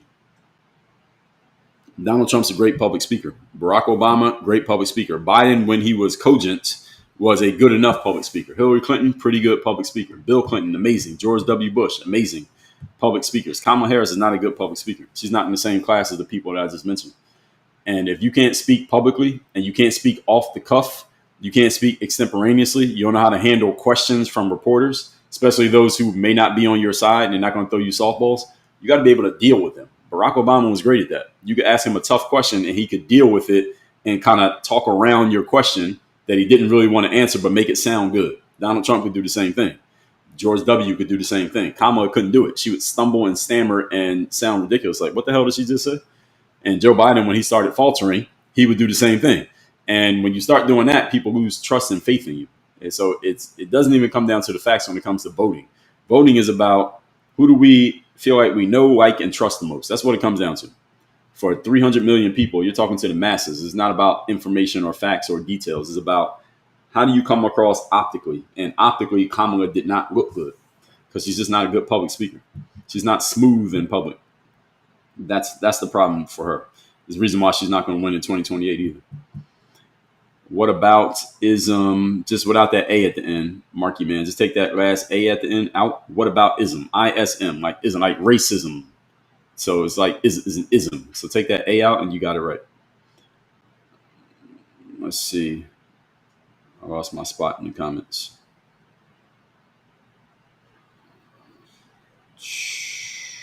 Oh, Chris said, I thought my car insurance was going to be cut in half. Keep dreaming, Chris. And then you woke up. Car insurance, I don't notice car insurance going down. I just see it keep going up. Jay Real, thanks for the follow. Lucky Gal said, we know why, because she's Trump's wife. Yeah, of course. Timothy Thesh says she's an insult. And Timothy, you got TDS. Inspiration said, I can't recall the last time I bought Vogue. I've never bought Vogue, but I would go in the bookstore and look at it. I'll look at it if I see it in the bookstore right now. I don't even know who's on the cover. It might be Kim Kardashian again. They put her on the cover because she sells magazines. That's the reason why she's always on the cover. Sharad said, this dude shows up on my FYP. How do I block him? Just highlight my name and push the block button. Yeah, I won't show up on your FYP. Keep liking the live, folks. Can we get to 100,000? We need 80,000 more. 80,000 plus 300 likes. 20,000 plus 300 likes. So 20.3 thousand likes. That'll get us to 100K by the end of this live. Can y'all please keep liking the live? If we can get to 85K within the next 3 minutes, I'll go overtime and take a few more questions. But I'm supposed to be ending this in 3 minutes. So if we can get to 85K before 3 minutes is up, then I will keep going. I'll keep answering the questions. Mia said, I love that we are comparing Melania to Kim Kardashian. Both trash, haha. No, it's not really a comparison. I'm just pointing out Vogue. And that they'll put anybody on the cover who will sell them magazines. And Melania would sell magazines, but they won't do it. I believe it's a virtue signal. Cameron said, Democrats love Trump when he supported them. Once he switched parties, all the hate came. Yes, that's true. Please keep getting the likes up on TikTok. Let's get to 85,000 likes. Mr. Nice Guy said, who cares about Kim? A lot of people. Why do you think everybody knows who she is? And why she's on the cover of Vogue 10 times. If you're on the cover of Vogue 10 times, a lot of people care about you. Like it or not. Christopher said, Melania is a great first lady. Quit hating on class. Kim and Melania should not be in the same sentence. Well, they're both, what do they have in common? I think they're both physically both pretty. And Kim has a lot of influence. She has a lot of fans. And that is just a fact. Melania has a lot of fans too. She doesn't talk as much as Kim, nearly as much, but she does have a ton of fans. We can't deny that. Cardi B. So, yeah, I don't think they're caring about... Yeah, Cardi B's on the cover of Vogue? Yeah, she probably has.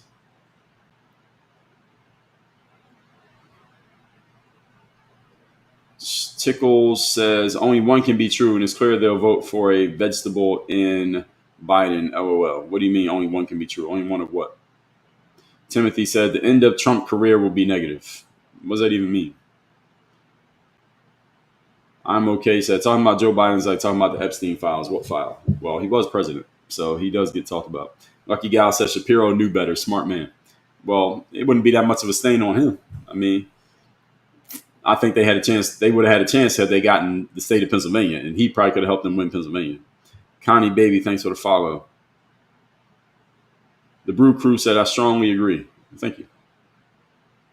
Mark said Biden opened the border with the Autopen. No, I think he was still pretty cogent at the beginning of his term when he knocked down all the executive orders to open up the border. Let's see. Pammy said her not being ready made me think she was unqualified. Well, it's not even so much about qualification. Because qualification is a relative term. It's a very subjective term. And my whole thing with her, again, is she's not a good public speaker and she didn't go through the gauntlet. Those are the two things. Didn't go through the gauntlet is why, if you want to use the word qualified or unqualified, and then why she would not win an election is because she's not a good public speaker. You can't win a presidential election without very good public speaking skills. LeBron said, thanks for saying the process wasn't fair to voters. Well, a lot of Democratic voters supported it when it happened, and they said, we're going to go with Kamala. A lot of people jumped on the train because here's what happens. Again, there's a whole bunch of paid Democratic supporters, paid Democratic influencers, rather. And when the word went out that it's going to be Kamala, the Democratic Party sent out the word to all their influencers. Okay, we're getting behind Kamala. Here's the messaging. Here's what you need to say. Say it like this. Make sure you drop this in there. Make sure you're posting 3 to 10 times a day on X and on TikTok. And they put their word out to their influencers. And they got a whole lot of people on their payroll, the Democratic Party. So they did a good job with the messaging. The problem is people were not buying the message. They got the message out. People just didn't believe it. That was their problem.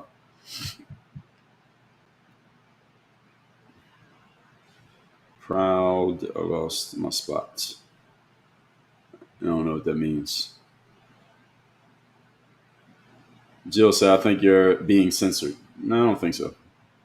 I don't think so. Sometimes with the internet, you never know. On social media, you never know. Sometimes you just get crappy social media. And I mean stream coverage, because I'm streaming on 7 different platforms right now. So it might be a Wi-Fi thing. It might be a platform thing. You never know. Timothy said, I thought you were intelligent until you said Trump is a great public speaker. You can't be serious. Okay, so let's talk about that one. So first of all, I'll completely ignore your ad hominem attack there. Trump is a great public speaker. Here's how you judge public speaking. There's a lot of, anytime I say Trump's a great public speaker, a bunch of people who have Trump derangement syndrome get mad and say Trump's a terrible public speaker. Okay, how do you convince half of the voting public to vote for you if you're not good at getting your point across verbally? Somebody answer that question. Anybody who thinks Trump's not a great public speaker, explain to me how you get, let's just say about 150 million people vote. We got about 350 million in America, about 150 million vote. To win an election, you got to get about half of that. So he got 75 million people to support him. How did he do it if he didn't get his point across to them? Because if you can't get people to understand where you're at and where you stand, you can't get them to do anything to support you. And to support Trump, you had to actually go and vote. A lot of people don't vote at all because they're completely indifferent. To get someone to actually show up and vote, for those of you who follow politics, y'all know, and those of you who don't follow politics, understand this. Every presidential election, the outcome is determined by about 5% of voters, because you got a good number of voters. Thank you for that, Lacey. I've never seen that one before. A good number of voters are always going to vote Democrat. Then you got about an equal amount that's always going to vote Republican. Then you got a bunch in the middle. The people in the middle are either independents who always vote, but they will go either way, and or you have people who usually lean left or usually lean right, but they are not so much invested in politics that they will even vote at all if they don't care enough about the election. So if I'm a Democrat, but I'm a fair weather Democrat, meaning I'll vote if I really like the candidate, but if I don't like the candidate, I'll just not vote at all. Or the same thing on the Republican side. If I really like the candidate, I will actually go and vote. And if I don't really like the candidate, I want them to win, but I don't give a damn, so I won't vote at all. Elections come down to those people. To win an election, you got to get a good number of those people to vote for you. And a good amount of it is simply getting people to vote. It's not even what side they're going to vote for. It's just getting them to show up. Donald Trump has won, first of all, 3 Republican nominations and 2 out of 3 elections. And the other one that he didn't win is a whole controversy about that because of his ability to move people to action through his words. That's all winning an election is moving people to action through words. So if you're able to move 75 million people to action through your verbal ability, how are you not a great public speaker? And I am a professional speaker. I do professional speaking gigs. I do keynote speeches. And a lot of people who don't know the speaking business, or you don't just understand the performance and outcome-based businesses, tend to look at, let's say, somebody like Barack Obama, who is a very smooth speaker. And then you compare him to someone like Donald Trump, who's much more rough around the edges when he talks. And you look at Obama and say, he's a great speaker. Then you look at Trump and say, well, he's kind of the opposite of Obama, so he can't be a great speaker. Let me correct you and help you understand this more clearly. In life, you are judged on your outcomes, not on your process. You're not judged on the process of what you do. You're judged on the outcome of what you do. In other words, if you're a really smooth speaker and you're really eloquent and you're really nice and people like the way you look and they like the way you sound, your voice sounds really good, and you don't use ums, ahs, and stammers, and your voice sounds really smooth and everything sounds just perfect, and you lose, you still lost. You are judged on the outcome that you lost.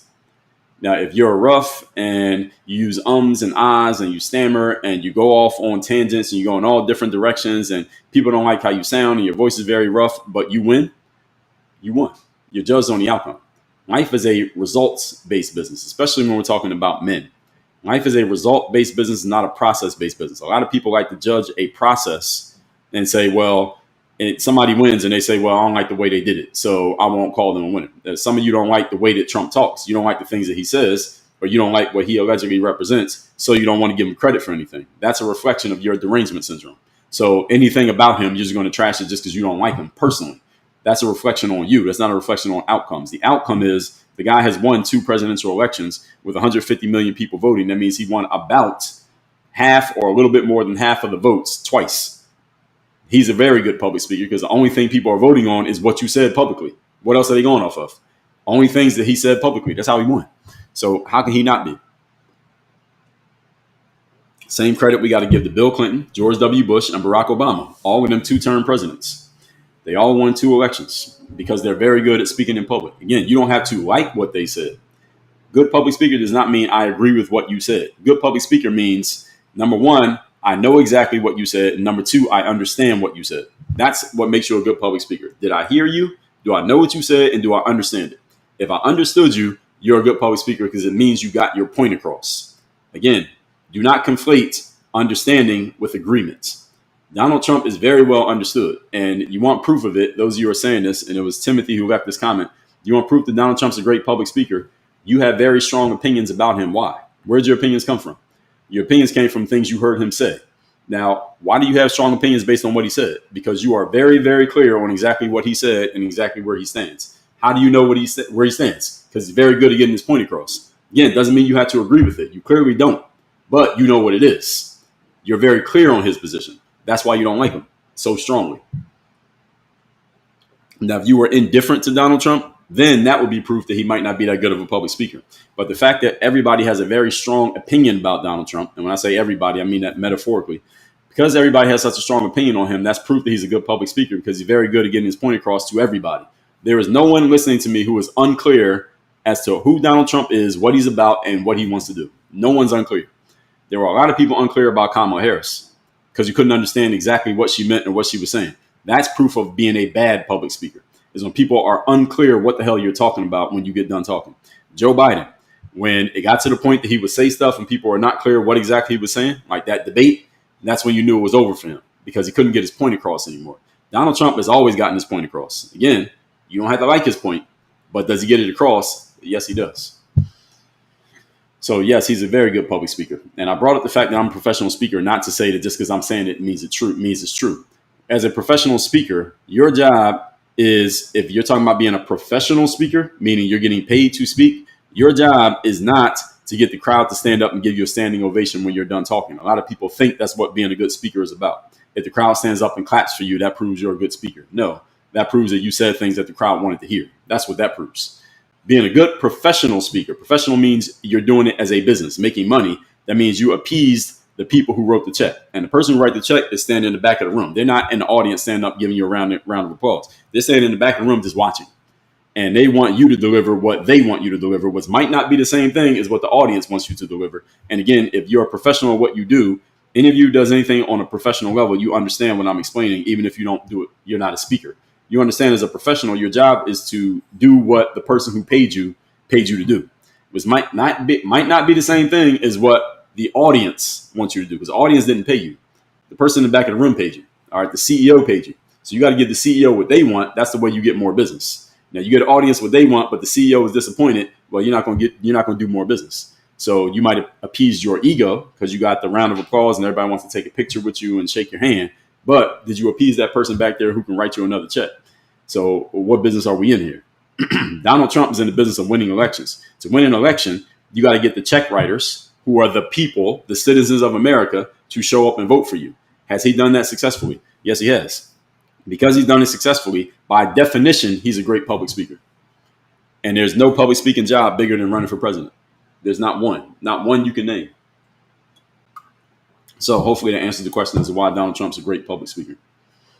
Again, same thing I would say about Obama, Bill Clinton, and George W. Bush. Ashley Mack, thanks for the follow. Zay said Buttigieg and Newsom are going to be ahead of Kamala because they're far better public speakers. Yes, exactly. That's my point. Thanks for the follows. Good guy. Jill Farley. Pammy said, guess they wanted you to know they're blocking you. They're not blocking me at all. They just wanted me to read their comment, which I did. So they got that.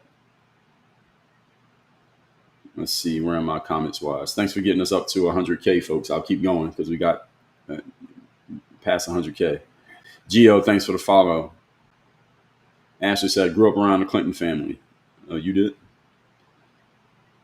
Man of Steel says she was a horrible candidate. I'm okay said, the question is who owns what media? I think you can find that if you look it up. Emmy Tibbs said, George Bush was a terrible public speaker. He still won. He was not terrible, Emmy. That's incorrect. You can't win a presidential election in the United States of America being a terrible public speaker. It's not possible.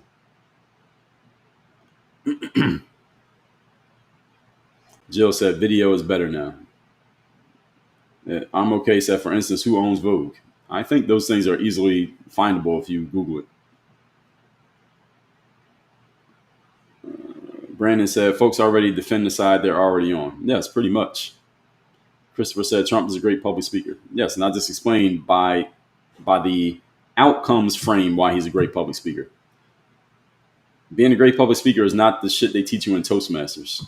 And I was president of Toastmasters for a year and a half. So I even know what they teach there, and I know what actually works in the business world. They're two different things. And a lot of people think they're the same. They're not the same. Jill said, Trump's an amazing speaker, says what most people are thinking. He's got a great sense of humor. Yes, exactly. The point of public speaking is to get your point across to the audience. And the thing is, what works in front of one audience is not the same thing that works in front of another audience. That's why public speaking is a skill. It's not just go up there and sound smooth, because some audiences want to hear that and other audiences don't. And if you don't make your adjustments, you may sound good on Monday, but terrible on Tuesday, even though you gave the exact same speech. So you have to adjust based on the situation. And that is a skill. Donald Trump has that skill. He's had that skill for 40 years. Pammy said, you can still not like him and agree he's good at something. Truth doesn't change because of feelings. Well, a lot of TDS sufferers don't want to admit that, Pammy. What you said, I agree with, but a lot of people aren't logical enough to admit that because they're too emotional about Trump. Wayne said, even if they call it rhetoric, they know he can speak. Right, exactly. So people say that Trump spews hateful rhetoric. Okay, well, that means you heard him, right? That means you know what he said. If it's hateful, then that means you have an opinion, which means you understand it, which means he got his point across. The whole point of speaking is to get your point across. When you get done talking, everyone who heard you talk should know exactly what you said, what you meant, and where you're going. If they got that, that means you did a good job. Again, it does not mean they have to like it. It just means they have to understand it. Point of public speaking is understanding, not agreement. And a lot of people, again, don't understand this. 100K likes. Thank you, everybody, for letting me know we got to 100K. Thank you, everybody. Jill said, Reagan, another great speaker. Yeah, he kind of predates me, but shout out to Reagan. Timothy said he won one and Elon stole one for him. All right, Timothy, you need to go to a doctor for this TDS that you're suffering from. It's been too long. You can't have a disease for 10 years. So some of 69 said, I disagree. Most people never know his point. I disagree with your disagreement. What point do you not know about Trump? What point do you not get? I think everybody gets his points. Some said every time he talks, he weaves and goes on rants. Yes, that's his style. That's how he talks. Some said it's often irrelevant to the questions being asked. What question has he been asked that he didn't answer? You can't name one. He might not answer it the way you want him to answer it, but he did answer it. There's not one question he's been asked he hasn't answered. He talks to the press literally every day. He talks to the press, especially when he's in the USA. When he's in DC, he lets the media come in there. He sits there on the couch and he lets them just fire off questions for an hour. He just answers everything. What question has he not answered? Now, a lot of you are conflating your agreement with him actually saying something. Linda said, this is an excellent explanation. Many people do not understand this. Many people don't think based on outcomes. They think based on feelings. Jill said, not to mention Kamala's wishy-washy, said what her crowd wanted to hear that day, which is not technically a bad thing, Jill. It's not bad to say what your crowd wants to hear. Barack Obama said what the crowd wanted to hear, but Barack Obama felt more believable than Kamala did. It's not only what you say, it's how you say it. Barack Obama is a great public speaker. He's very polished. And even if you didn't like what he was saying, you believed that he believed it. That's the thing about Barack Obama. And Kamala Harris, she would say stuff, and it felt like she was just saying stuff because she thought the crowd was going to respond favorably, but she felt Kamala just felt very plastic, as the best way I could describe her. She just felt very plastic, felt very contrived. Barack Obama, it felt like he actually believed every word that he said. Again, it doesn't mean you liked it, but do you think he believed it? I believe he did. When Donald Trump talks, I believe that he believes everything that he's saying. Kamala, I never got that feeling. She felt very contrived, as if she was just saying what she thought would work that day in front of that crowd. The problem is, you can, as the saying goes, you can fool some of the people some of the time. Can't fool all of the people all of the time. And she was going up against someone who was very well believed, Donald Trump, and she seemed very contrived. And despite the best efforts of the Democratic Party and their paid influencers, they couldn't. Again, you can't. How much can you shine up dog shit, as they said? Some say your explanation is so weak. Now, what did I get wrong? Again, so all of you, I'm pointing out these passive aggressive disagreements. We got to come up with an award for this. When people give me the passive aggressive disagreements, someone leaves a comment and says that I'm wrong, or they disagree, or they feign they're ridiculing me, but they don't actually say what they're disagreeing with. They don't actually say it. We need to come up with a title for this. Come up with an award for this. Stewart said, your speaker explanation is very clear, concise, and brilliant explanation. The truth hurts. Yeah, it hurts if you don't like the truth. It doesn't hurt if you're an objective. Anybody who thinks objectively can't be mad at the way I just explained that. Because again, I said the same thing applied to Barack Obama applies to Donald Trump. It's no different.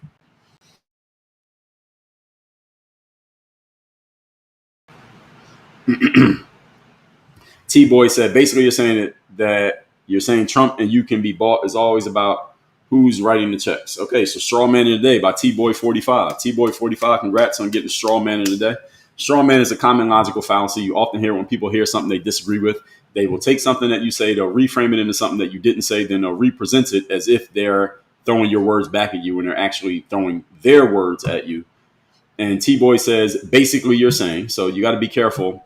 Good way to catch a straw man is often people start with so, or they start with basically, or so basically. Often when someone starts saying with a phrase with those words, they're about to reframe something into something that didn't even get said.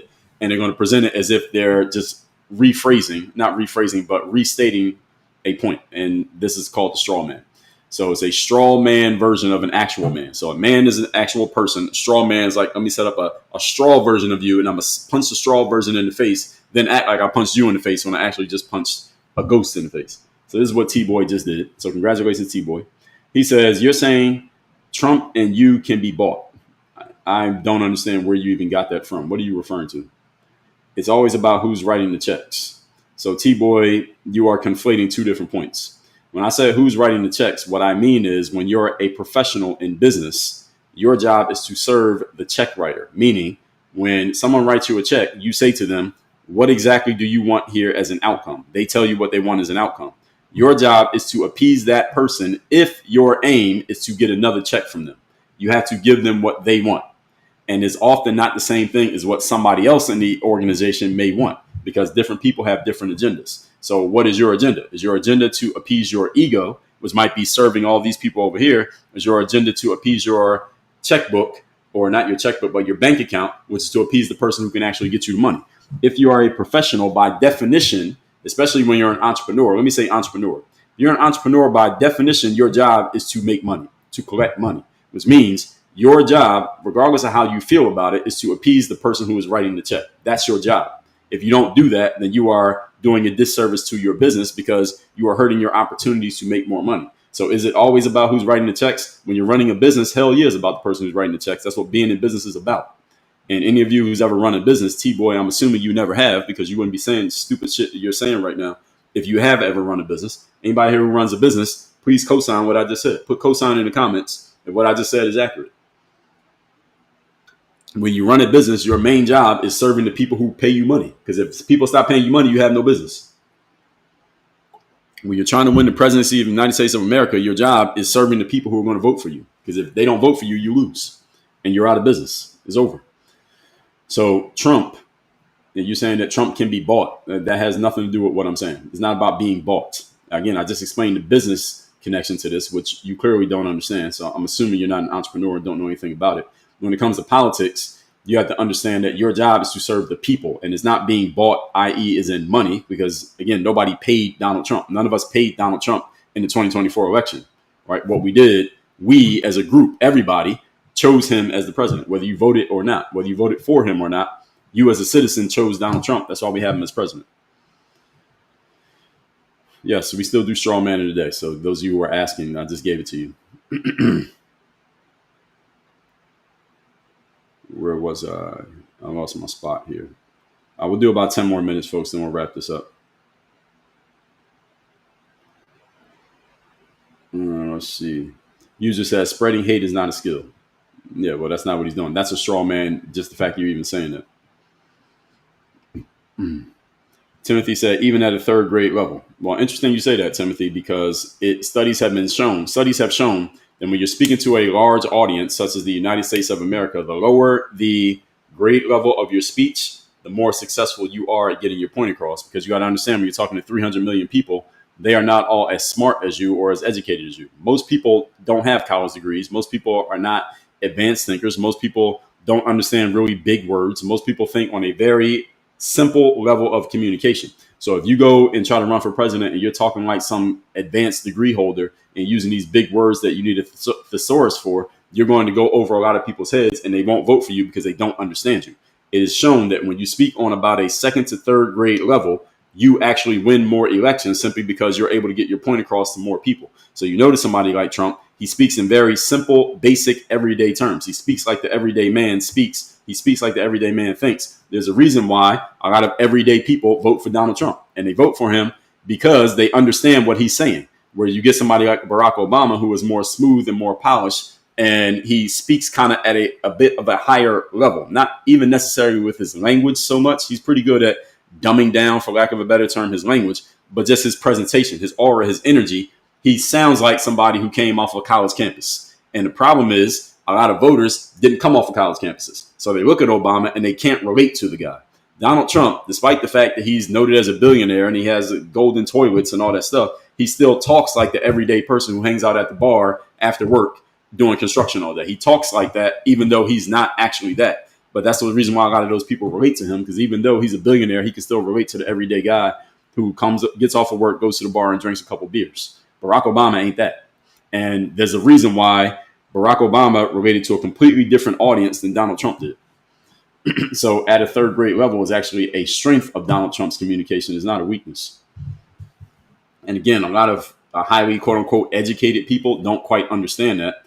And they don't want to accept it because a lot of quote unquote educated people like to think that their education puts them above others. It doesn't put you above anybody. And I say this as a person who holds a college degree and has written 40 books and done TED Talks and all the things that educated people think they have on their resume, I got. But I don't carry myself as a quote unquote educated person. I could talk to anybody on any level. And I understand why Trump relates to so many people, because he doesn't talk like he's above people. And Obama sometimes came across like that. And that's one reason why a lot of people didn't like him. He did it well enough to get enough people to vote for him. But at the same time, a lot of people didn't vote for him for the exact opposite reason as why they voted for Trump. Jiminy said Trump will answer any and all questions posed to him. Yes, he does.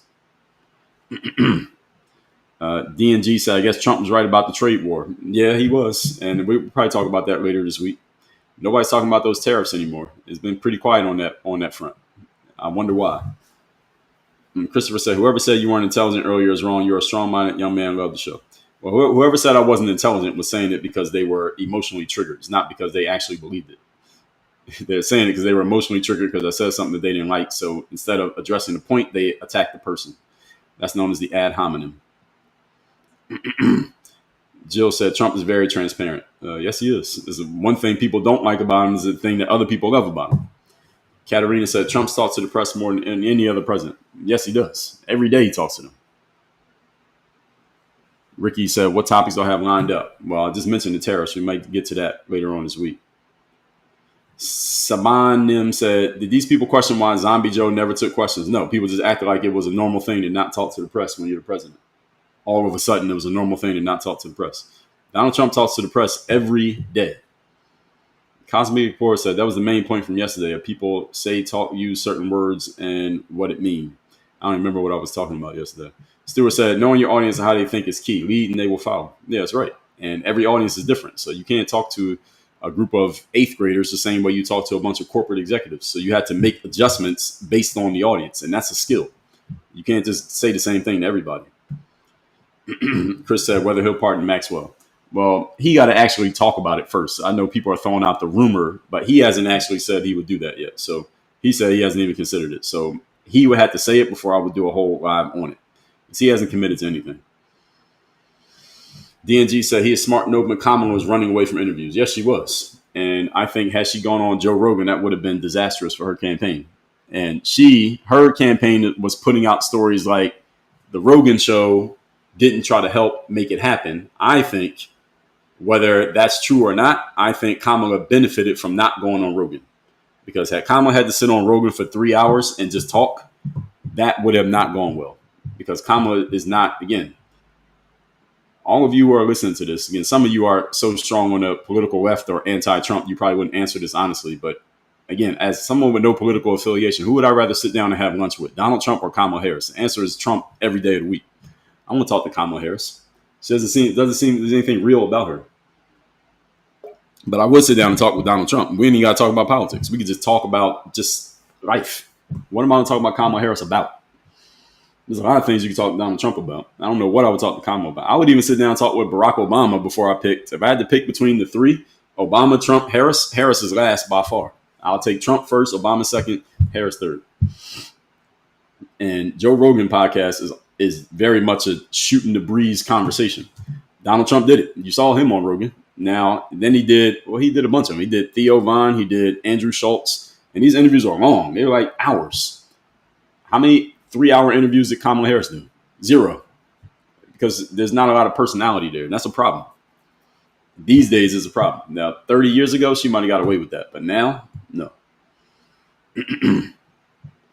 Saban said Obama is a polished, corrupt con artist. Well, some say that about Obama. I understand. But that one word you use, polished. The guy was very polished. Is one of the reasons why he won. Georgia boy said Obama is way smarter than Trump. We know who you voted for. I never said anything about who I voted for. And secondly, being smarter than somebody doesn't necessarily mean better at the job. And this is a false frame that a lot of educated people use. And it's funny that many of you are bringing up this smart thing. Look at the latest episode of my show. It literally came out today. I'm going to show y'all just so you understand. These things that I'm talking about, they don't just come out of nowhere. Episode 3363, why educated people annoy me. Educated, I put in quotation marks because, again, technically, I'm an educated person. I have a college degree. I've written a bunch of books. I've done TED Talks. I'm a professional speaker. I'm in the intellectual property business. I qualify as an educated person, but I don't walk around talking about I'm educated like that means you should listen to me because I went to college. I have my business success despite the fact that I went to college, not because I went to college. But a lot of educated people like to use frames like, oh, well, this person is smarter than that person, as if that puts one person A above person B. Being smart doesn't necessarily mean you're going to end up in a better space. Now, there are people who went to Harvard who ended up with better college resumes than Mark Zuckerberg. But where are they now? All right, they work for him. All right, he pays them, and he's the billionaire. And there are people who have better college experience than Donald Trump, but Donald Trump got the biggest job in the country. There are people who have more education than Elon Musk, but look at Elon Musk and look at them. So being smart doesn't necessarily mean you're going to be in a better position. Life is a results-based business. It is not a process-based business. Again, process matters. Systems matter. I teach people systems. I work with people on strategy. However, at the end of everything, the only thing that matters is your outcome. So being smart is cool if you can leverage your smartness into actual tangible outcomes. If your smartness does not end up in a positive outcome, doesn't matter how smart you are. There are smart people out there who can't get a job. There are smart people out there who have more student loan debt than they have income. So being smart doesn't mean anything if you can't turn it into an outcome. Life is a results-based business, folks, especially for men. And Georgia, I'm assuming you're a male. All right, life is a result-based business. It's not about being smart. All right, be smart. I'm not telling you not to be smart. I think I'm smart, but I'm not measuring on being smart. I'm measuring on outcomes. I'm okay. Says surprised Michelle Obama didn't run. Well, I thought she would be a good candidate last summer, but now ever since she put that podcast out, it's over now. Enough of that. No more of that. Legume said not Trump. Kamala and JD speak the same way. No, that is very false. JD Vance is actually a very good speaker. He's eloquent. He's quick on his feet. He reminds me of him and Vivek Ramaswamy are cut from the same cloth rhetorically. Kamala Harris is not cut from that cloth. You got to be joking. Okay, says she may try again in 2028. Yeah, she's going to try. She's going to fail. XTR said Kamala cannot control her words and thus the word salads. Yes, she's just not a good speaker. That's the whole issue. Chris said Trump won't answer if a pardon Maxwell or not. He said he hasn't thought about it. That's what he said. He said, I have not considered it. That was what he said. The PA awards, what does PA stand for? Passive aggressive? I don't know. I think we come up with something better. Ashley said we got a TDS overload this morning. I know he wasn't even the topic, but somehow people made it into a conversation about Trump. DNG said, I saw your post on Twitter replying to Antonio Brown's CEO post. Oh, yeah, I saw that. Well, Antonio Brown's post went viral, so then my response went viral. My response to his viral post went viral in and of itself. I'm okay, said, I wouldn't be surprised if Michelle ran. No, Michelle's not running. Michelle's done. That podcast of hers pretty much ended her political career. She ain't running. Pammy said, I love the straw man analogy. People do it a lot. Yes, they do. Straw man is a very common thing. One traveler said, then all employees are being bought. Yeah, if that's the frame people are using, technically you are being bought when you're an employee. People are buying your time. When I worked at McDonald's, they paid me a certain amount of money and I traded my time for the money. So they bought my time. So technically that's correct. That is what's happening when you're an employee. You are selling time. Even entrepreneurs sell time. So I see a bunch of you co-sign that point that I made here. Let me see if I get through a few more of these. Maybe we'll do 10 more minutes here, folks. We're over time, but I'll keep going for a little bit. Kathleen said Kamala paid Beyonce for an endorsement. Well, they all pay for endorsements. I mean, everybody got paid for endorsements, but I don't think the use of Beyonce was very smart strategically because they did it in Texas where Kamala was not going to win. Beyonce didn't even do the thing that we know Beyonce for, which is dancing and singing. And again, just on those 2 points alone, what was the point?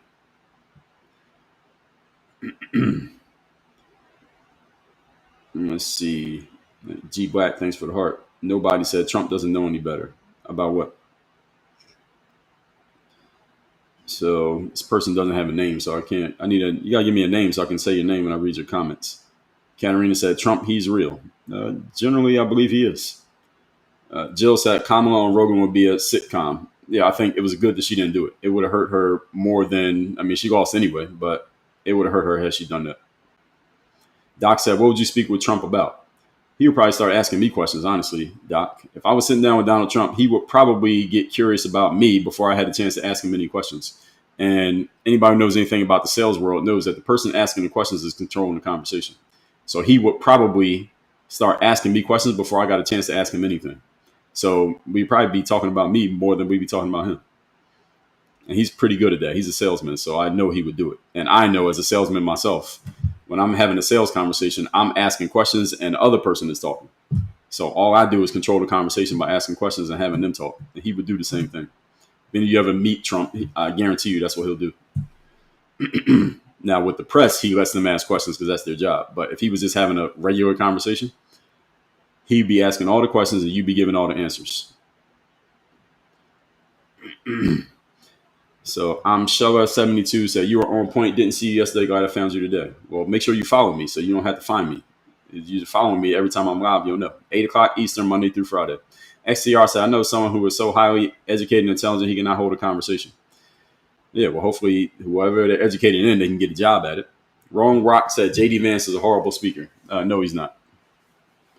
I don't think you were listening when I explained to you what makes a good speaker. Good speaker doesn't mean you agree. It doesn't mean that they are necessarily eloquent. It means they get their point across and that you understand it. JD Vance is pretty good at that. And that's why he was a good pick for VP.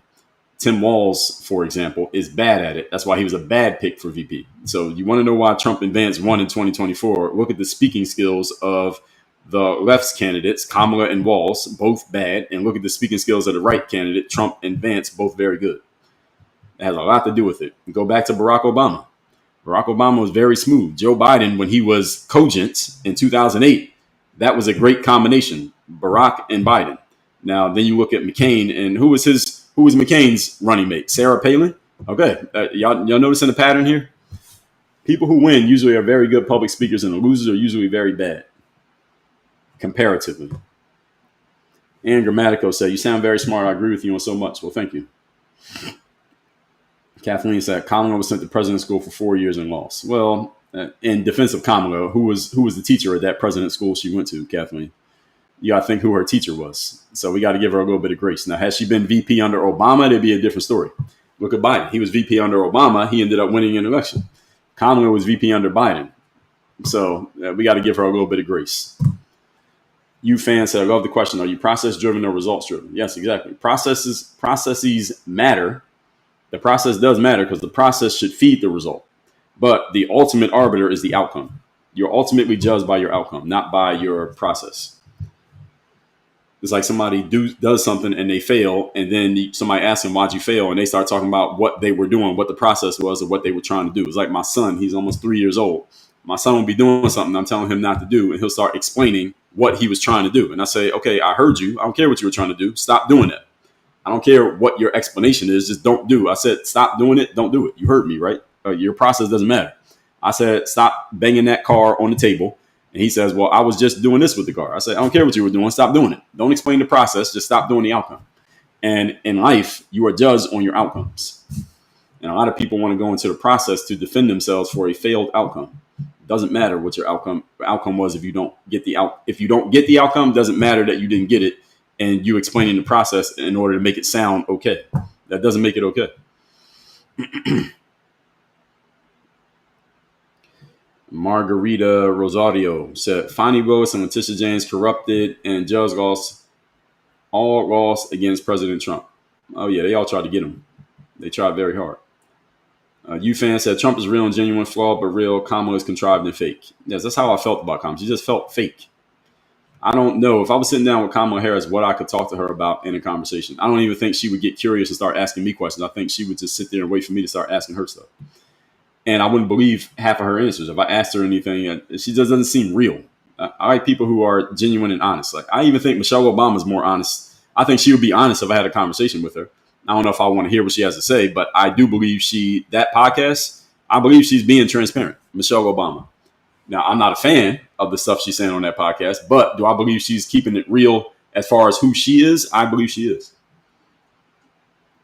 I don't think Kamala Harris is keeping it real when she talks. I just don't believe her. I believe Donald Trump. I believe Barack Obama. I don't believe Kamala Harris. Duflanky said Trump advanced won because millions of people didn't vote. Millions of people don't vote every election, Duflanky. You got to try harder than that. That's a false frame. Every election, about half the voting eligible population does not participate. That happens every election. So this one was not something new. We hit 125K. Marky Man, thanks for letting me know. Jill said, JG is very witty. Good, quick answers. Yes, he is very witty. He's very quick on his feet. Again, I put him in the same category as Vivek. They're very quick on their feet. You try to get them in a verbal gotcha, they're going to get you. They're both very good at that. Wayne, thanks for the follow. Greta said, that was an awesome comparison. Thank you. Jay Rocker said, how is someone real doing nothing but lie like Trump? Well, okay. Well, if that's your frame, I don't even know what you're supposed to say. You're saying he does nothing but lie. When he said we're going to protect our borders and we're going to get illegals out of the country, was he lying? I don't think he was lying when he did that. Timothy, I thought you said you were out like 30 minutes ago. You're still here. I thought you were leaving. But anyway, folks, we do these live streams Monday through Friday, 8 a.m. Eastern. Monday through Friday, 8 a.m. Eastern is when I do these live streams. So if you like this one, come back here tomorrow. Some of the topics that we are considering moving forward, because people often ask me, what else am I going to talk about? So we talked about the Autopen today. Oh, did y'all hear about this town? And I believe it's in Arkansas. It's like a whites only town. Is this town just for white people? Did y'all hear about this? They got this town that's just for white people. And where was it? Yeah, northeastern Arkansas. They got this whites only settlement where you have to kind of apply to get into it. So they just want to have a town just for white people. So we might talk about that one. That one is a possible. That might be tomorrow's topic. We'll see. They said Elon Musk now. Recently, it was announced that his net worth, which is not actual money, but his net worth passed $400 billion. And a lot of people are leaving comments like, well, Elon could just cure homelessness with his money and it wouldn't hurt him at all. But he's too greedy to do it. So we might talk about that, this whole frame of, because this person has money, you believe your opinion matters about what they do with their money. So that will be coming up at some point. We're going to talk about these Trump tariffs, which it seems nobody wants to talk about the tariffs anymore. They were supposed to destroy the economy, and Kamala was right about everything. And there are 30 economists who said Trump's tariffs are going to be terrible. His economic plan is terrible. Mark Cuban sounding stupid. He's been kind of quiet lately. And nobody's talking about the fact that the tariffs are actually working. And so we're going to get to that. These are all things that are on the docket. And, of course, as usual, I got to make sure all y'all understand my frame here. Don't hold me to any of these topics, because anything that happens today could push any one of these off the front page, so to speak. So if something happens today that is bigger news than any of the things I'm thinking about talking about, then I might talk about those things. So we know they had the shooting in Manhattan yesterday. I don't know if this is not live stream worthy, but there was a shooting in Manhattan. This guy, I heard he drove across the country. So he was in like Colorado, and he had a license to have a concealed weapon in Colorado. He drove from Colorado all the way to Manhattan, walked into a building in Manhattan, and he fired off, and 5 people lost their lives. This just happened yesterday, for those of you who don't know about it. I probably won't do a live on it, but it is a developing story that just happened. So that one's not going to be a topic yet unless it becomes a bigger story, but that is a thing. And again, it all depends on what happens in the news. So if something happens in the news, then I'll jump on it and talk about it. But as of now, those topics are definitely happening. We just don't know when yet. So it depends on what happens today. So I do these live streams again, as I told you, Monday through Friday, 8 a.m. Eastern. So if you like this one, be here tomorrow at 8 o'clock a.m. Eastern. I usually go to about 9:30. Today, we had an active audience, so I went a little bit overtime. So that's why I went overtime today. But usually I go up to about 9:30. And go to the links in my profile if you want to get access to my books for free. Like my book, The Third Day, you can get this book for free at the link in my profile. My book, The Sales Discipline System, you can get this book for free. My book, The Mirror of Motivation, you can get that one for free. We give a lot of these books away for free. Main thing that I do is we have a system for performance, discipline, and accountability that we license out to teams, businesses, and we work with entrepreneurs individually, coaching and consulting. So if you want to work with us, those are the things that we most focus on: performance, discipline, accountability. So if that sounds like your lane or your cup of tea, what you need for your business or yourself personally, go to the links in my profile. You can learn about our coaching programs, our coaching options, schedule a call with us, get access to the books. If you're not ready for that, you at least get a book for free. Just cover the shipping. We'll ship you a physical book. What else? Dre GPT. That's where you get access to my free chat bot. So y'all heard of Chat GPT. We got Dre GPT. My name is Dre Baldwin, so it's called Dre GPT. You get access to that for free by go to the link in my profile. There's a link there to get Dre GPT. So that's 24/7 available to chat with me. Ask it anything you will ask me, and it will give you answers. It's trained on my frameworks, my background, my processes. And that is it, everybody. I will see you all tomorrow morning, 8 a.m. Eastern. Thank you for getting me 132K likes here. Shout out to all the new followers. Shout out to the people who've been around. Shout out to everybody who was tapping the screen today. All of my regulars, all of the moderators for telling people to tap the screen. Appreciate you all. I'll see everybody tomorrow morning. Work on your game. We are out of here.